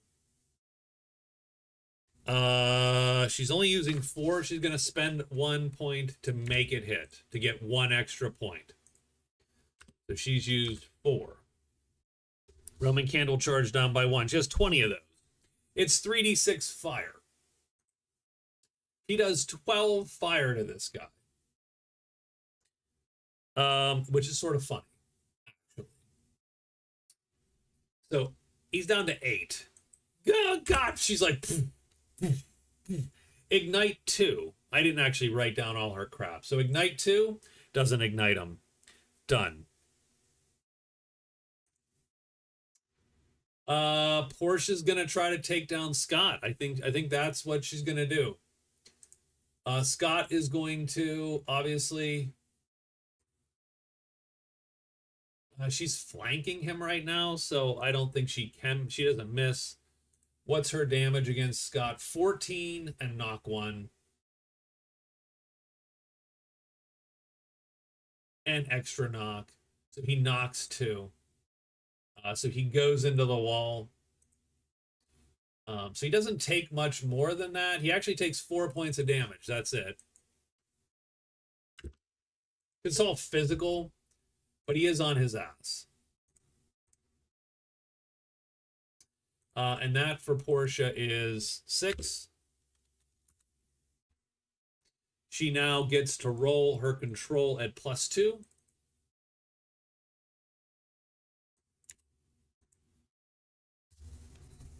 Now, I don't know if you can spend your energy to get like a instant save or something. Reroll initiative, failed attacks, reroll a saving throw, force your opponent to reroll. No. Okay, done. All right, so she's gonna save. She has a what are her stats here? She has a +2 because it is essentially the first actual round that she does. Her charisma is 13, so she has a she has a good chance, +2, so she's at a +2 to save. She fails. She's not gonna spend down. It's just not okay at this point.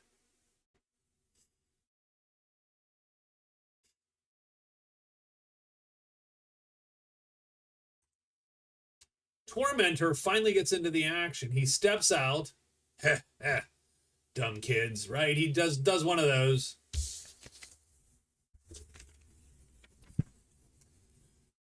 And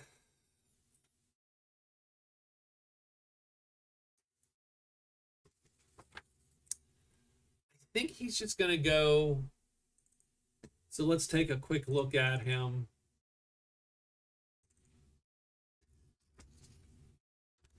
He's going to turn Melting on for Crack the Whip. So he's going to attack with Crack the Whip with Ignite 1 and Dissolve 1. And that gives him a 6. So he is a 6. Lilith is a 1. He is a 6. Portia is a 6 right now. Got it. Okay. So he's got to hit Scott. Scott is prone. Oh, he's going to hit Scott. I don't think Scott's going to... He's fine. Tormentor, crack of the whip. Does 11 damage. So that's a point of damage. Doesn't ignite him. But it does dissolve him, which means armor's down by 1.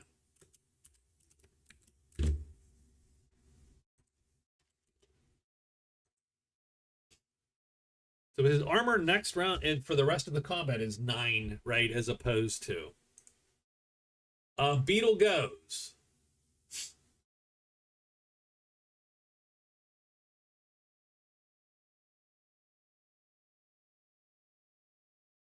Oh, and these thugs go too. So they're actually going to fill in and take 2 shots at the prone beetle. One of them's going to hit 9 damage, which doesn't do anything. Done and done. So they start clubbing him.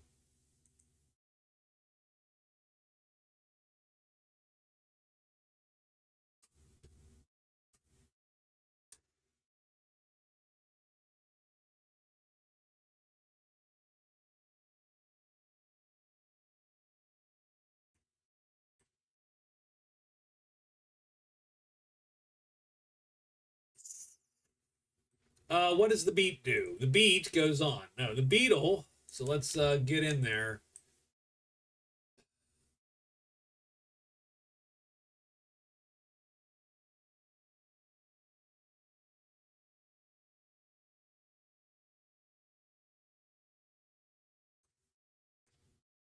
I think he makes his. I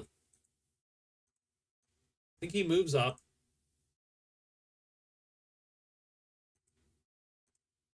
And he has to get up to do that. Oops, wrong guy. He has to get up to do that. Or not. I think he just stands up and wallops that guy. He's going to hit him. He's going to do 16.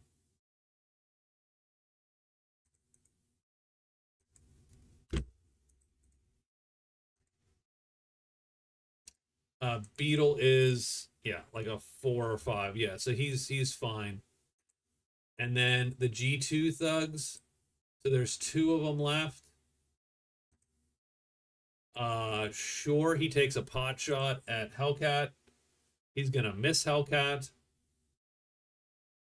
He's gonna take a shot at Jane. I think he hits Jane. Just guessing. He hits Jane. 12. That's actually big damage there against Jane. And 2 knock. Jane is gonna spend 1 to reduce that to nothing. But she does take 5 more damage. She's down to 20, so she's taken her scrapes. And now we've got all the burns. Beetle swung for 5. Jane for 5. Casey, yes, for 6. Portia attacked for 6. And Hellcat for 5. So yes, let's roll 5d12. Gain, everybody gains. Literally every hero gains an energy. Except for Jane, who, you know, is max right now.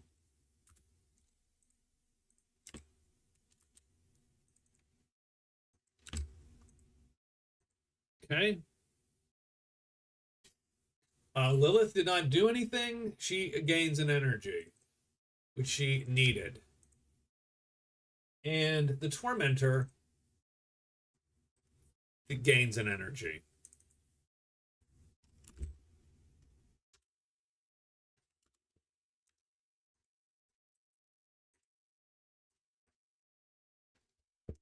Oh, and Scott gets to re-roll Smitten, because his Smitten goes up to 2. He gets to re-roll to see if he can attack her. He can, because his Charisma is like a 13 or something. Where the hell is Scott? Scott is... I've lost him. Actually, I literally have lost him. His power's a 13. Plus 2 is a 15. Plus 5 is a 20. So Scott is no longer smitten.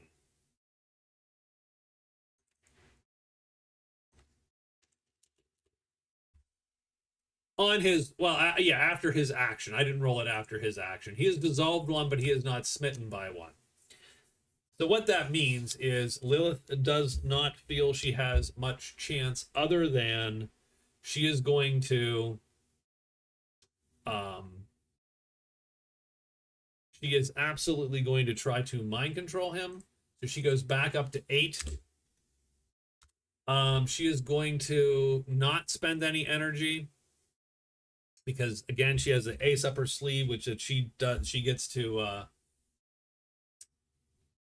so she's got to roll a zap against Scott.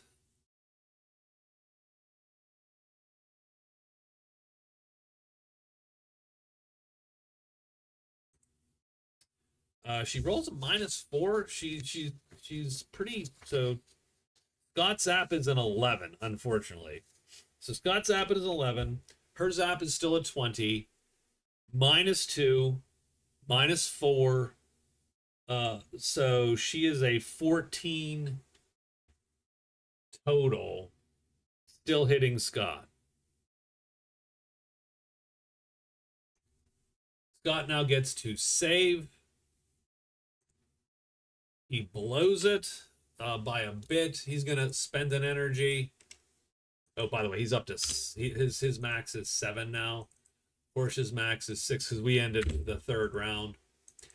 Should have known that. So he is controlled. He's going to spend an energy. I think we go to 3. He's going to try again. What is his total? His total is 16 versus 18. He's going to spend down and add 2 to that to save. Done.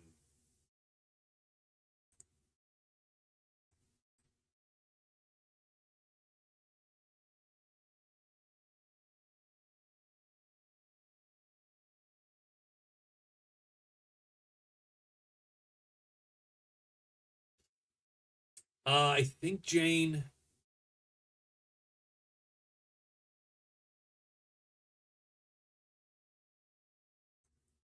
Jane just runs up to there. Again, she's giving her the snap out of it. Portia, I don't. It doesn't matter. By the way, you can't. Doesn't work like that.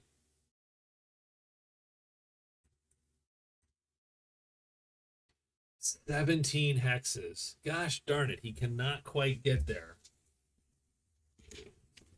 Oh, that would be the shit if he could just get there.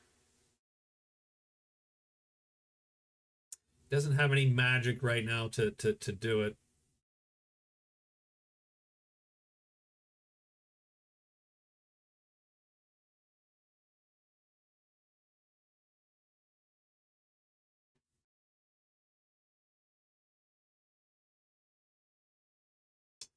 He does have reach too.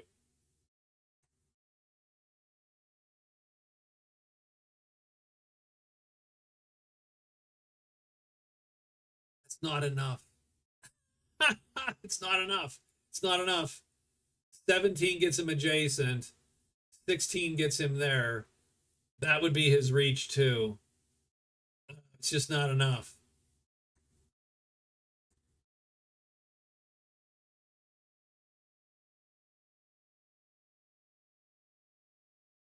Not enough.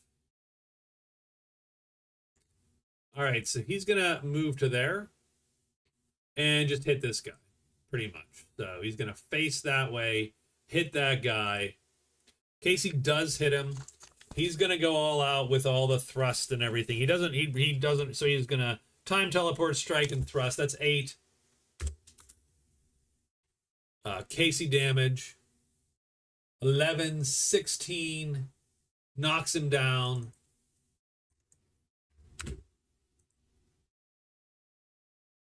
He dazes him, potentially. Muscle or toughness save. The dude doesn't save. So he's also dazed. So pretty much all he can do is get up next turn.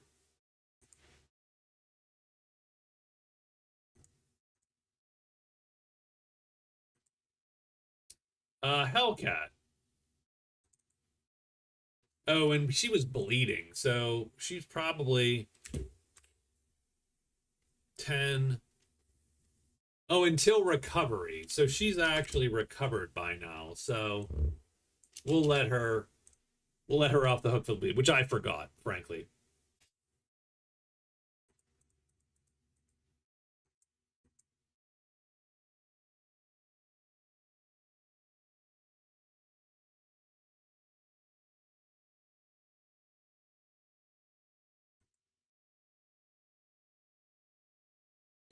So she's going to go 1, 2, 3, 4, 5, half move. She's going to again shoot, and she's going to hit with the Roman candle, and that's going to be enough to take this thug out of the game. She marks off another charge. She's effectively infinite with those.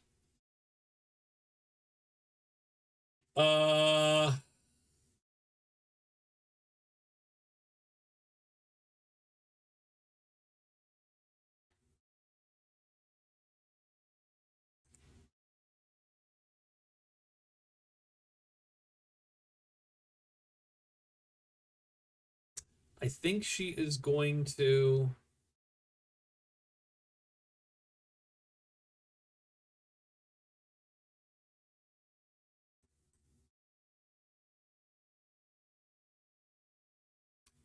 Gonna hit Jane Portia, I think. Which she is going to hit Portia. She does 9 damage plus 3 is 12 because it's whatchamacall. So she does do 12 damage minus 7 is 5. But it's not a huge attack. Not a big attack. And that's 6 points for Portia. Portia now gets to roll on plus 4.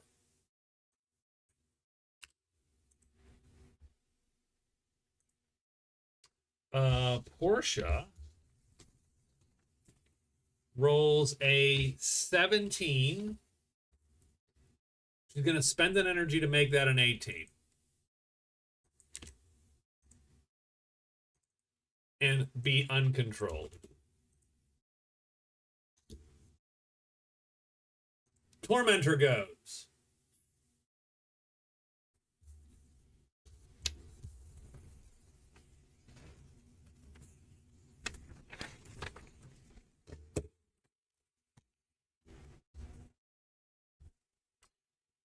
He's going to attack Scott again. Tormentor attacks Scott. Tormentor goes for a 19 strike. That's going to hit Scott. He is going to choke him. So 2d4. Penetrating damage. So it's 5, 6, 7, 8. So he's 8. His thing has gone up to 8. Lilith has gone up to 8. So that does 5 penetrating damage. So that means straight through all armor. Dissolve 1, so he has dissolved 2 now. He is grappled. Muscle or skill. Since this is Tormentor's roll, he is going to roll off against skill first to grapple Scott. He's up by 6. Scott fails. Scott is grappled by the Tormentor, which means the whip is wrapped around him. Done. He's not ignited. Done. Okay. Beetle is up.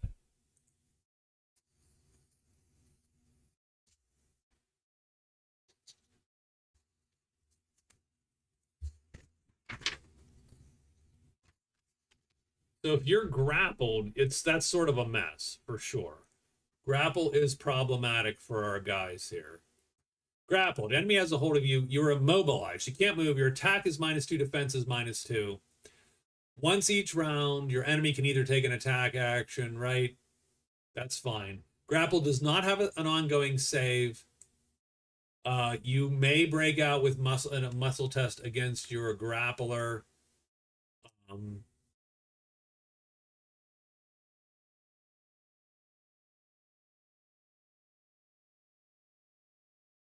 that's the end of the round. He gets to do that.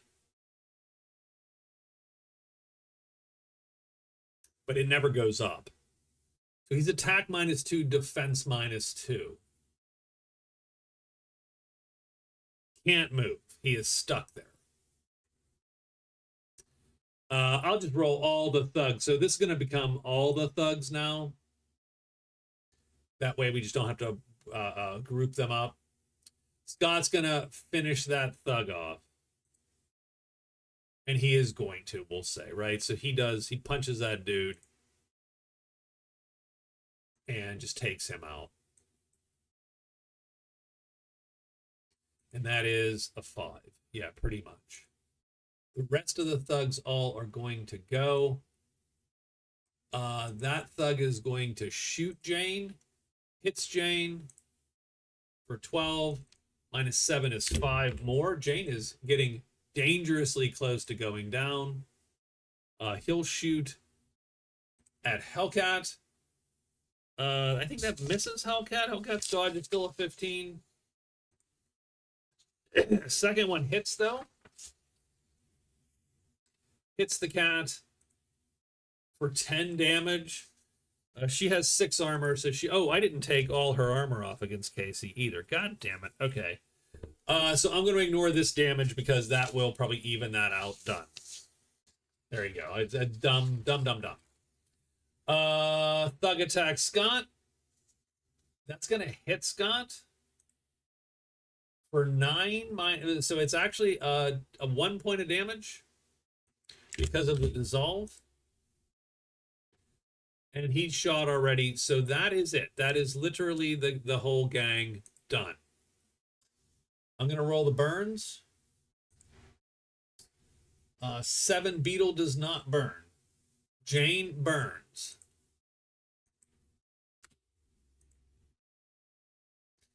Casey burns.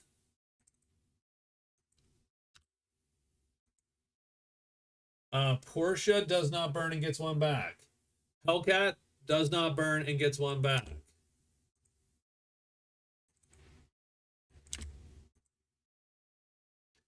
Lilith burns.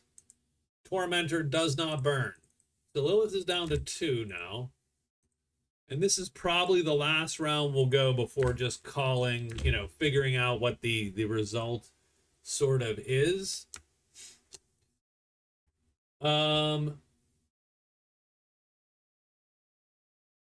So he was hit, by the way, so his zap has gone up. I got to remember that. His zap is now 13.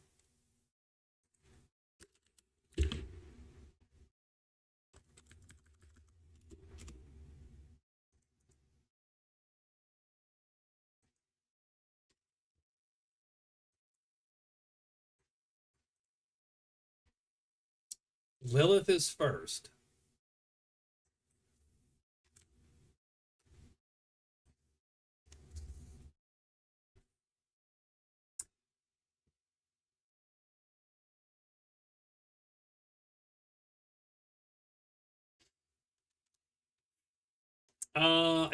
I think we still go. We're gonna go for Scott. We're gonna zap him with our.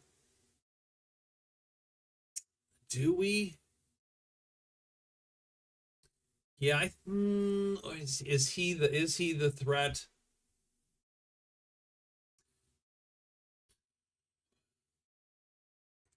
Sure. She zaps Scott. Her zap is still 20. Scott's is still so -4, so it's 16. That's gonna hit Scott. Scott has to save. And he's going to save at a 13, 14, 15, 16. So he blows it a little bit.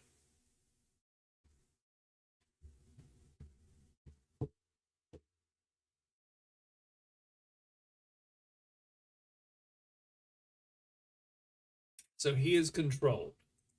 Ooh, that looks like the end right there for the team. That ain't good. But she is burn 8.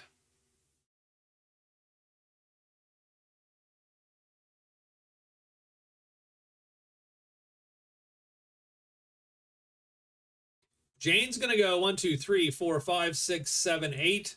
She's just gonna charge this gal and try to finish her. That is a shit roll. She's gonna roll again because I know that actually is not gonna hit. Oh my god, she rolled a -8 twice. Jesus Lord. How bad was that? Her strike is 17, which is 15. Yeah, that's a miss. 15. That is a miss. That is absolutely a miss. So 15 because of the charge. To 13, so -5. So Jane misses by 3.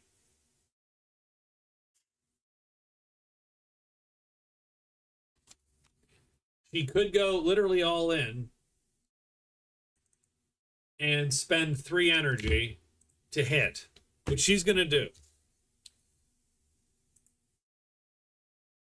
Jane does 7 damage.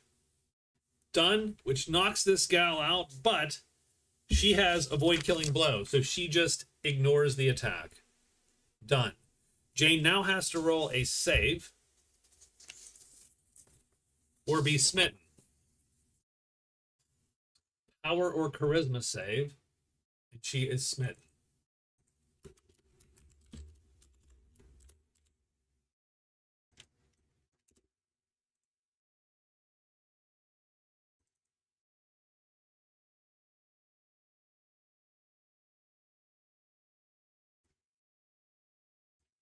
But Portia's going to follow up. Wow, that is a horrible roll, dear. Like, what are we doing here? Her dodge is 15, Lilith's dodge. Portia is point blank. So Portia is going to shoot at a 20. 15 plus 1. Oh, she's impaired too. So keep in mind that she's impaired too. So Jane would not have had to have spent 3. She'd have had to have spent effectively 1. So she spent it, done. Portia's going to hit. 8 damage. Holy crap. And no knock. That is just enough to actually take her out. Unless she can spend something to avoid that, which I don't know.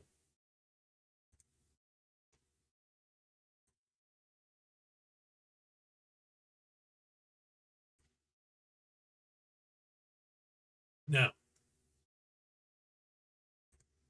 So that will take Lilith out by the skin of that, an all-out assault.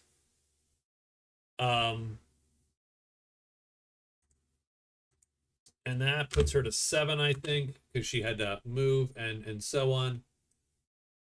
Hellcat is going to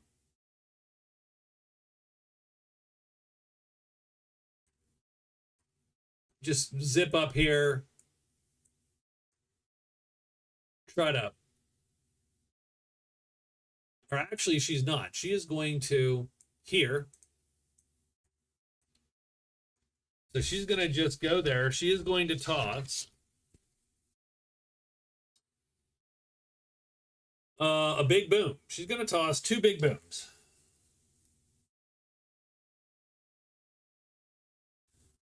Which means that she's going to toss it here with a radius of 3. So that's going to hit both those guys, assuming she can hear. So it's an area attack. She does have to roll. Fortunately, yep, she's going to hit the area. Both of them take 3d6. So we're going to roll 3d6. So thug damage for both. 9 and 10. She knocks both these guys out with an M80, effectively. 2. Little. I'm sorry. Portia got to move only at the very end of that. Sorry, that's my fault. So Portia goes up and knocks her out.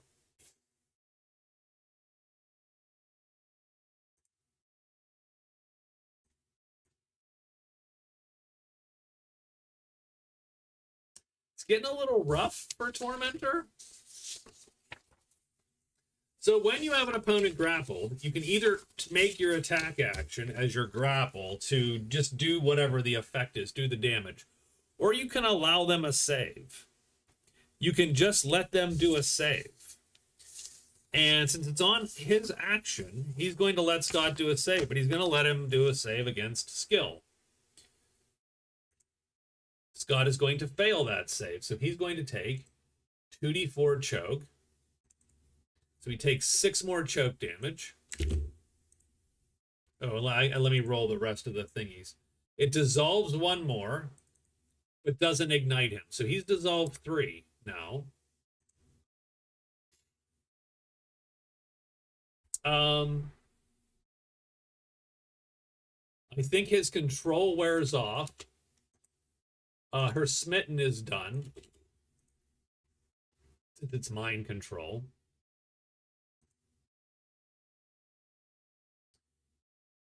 Beetle's going to try a muscle save against his guy here because he can do muscle. He's 22 to 18. So he breaks out. So he's no longer grappled. On your turn, you can choose the stat that you can use. And then the thugs go. And that's where we're going to actually call this fight 2 hours in.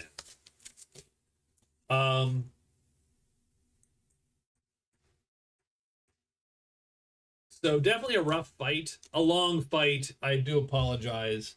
But definitely a rough fight for our heroes. Mind control is brutal. Expensive and brutal. I would definitely say that no one took 40 damage. No one burned twice at a burn 1. But Portia does get big league.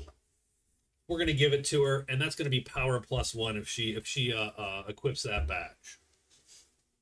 Which isn't great for Portia, this version of Portia here, but it does give her a slightly better save on stuff like that. So that's not terrible. Against a power save. So she would get power +1. So she does have big league, power +1, and that gives her a 12 power for now. Yeah, mind control is very dangerous for these heroes especially, simply because of their stats are all reasonably low against it. In a lot of groups that I've seen, you have at least 1 or 2 people with a power in 15, 16, or up 20. Right? It's their super stat or something, and so they are not immune, but very hard to mind control. This group has a lot of folks that are easy to mind control.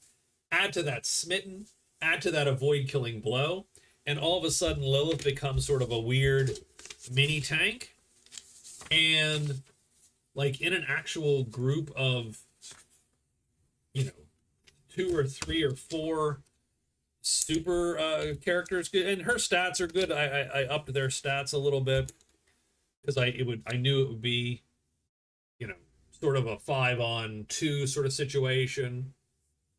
The thugs ran pretty good, I would argue, interference, and yeah, that was good. I had a good time. I hope you had a good time. This was episode 17. Rats, Cats, and Vats. And I will talk to y'all later. Thank you for watching.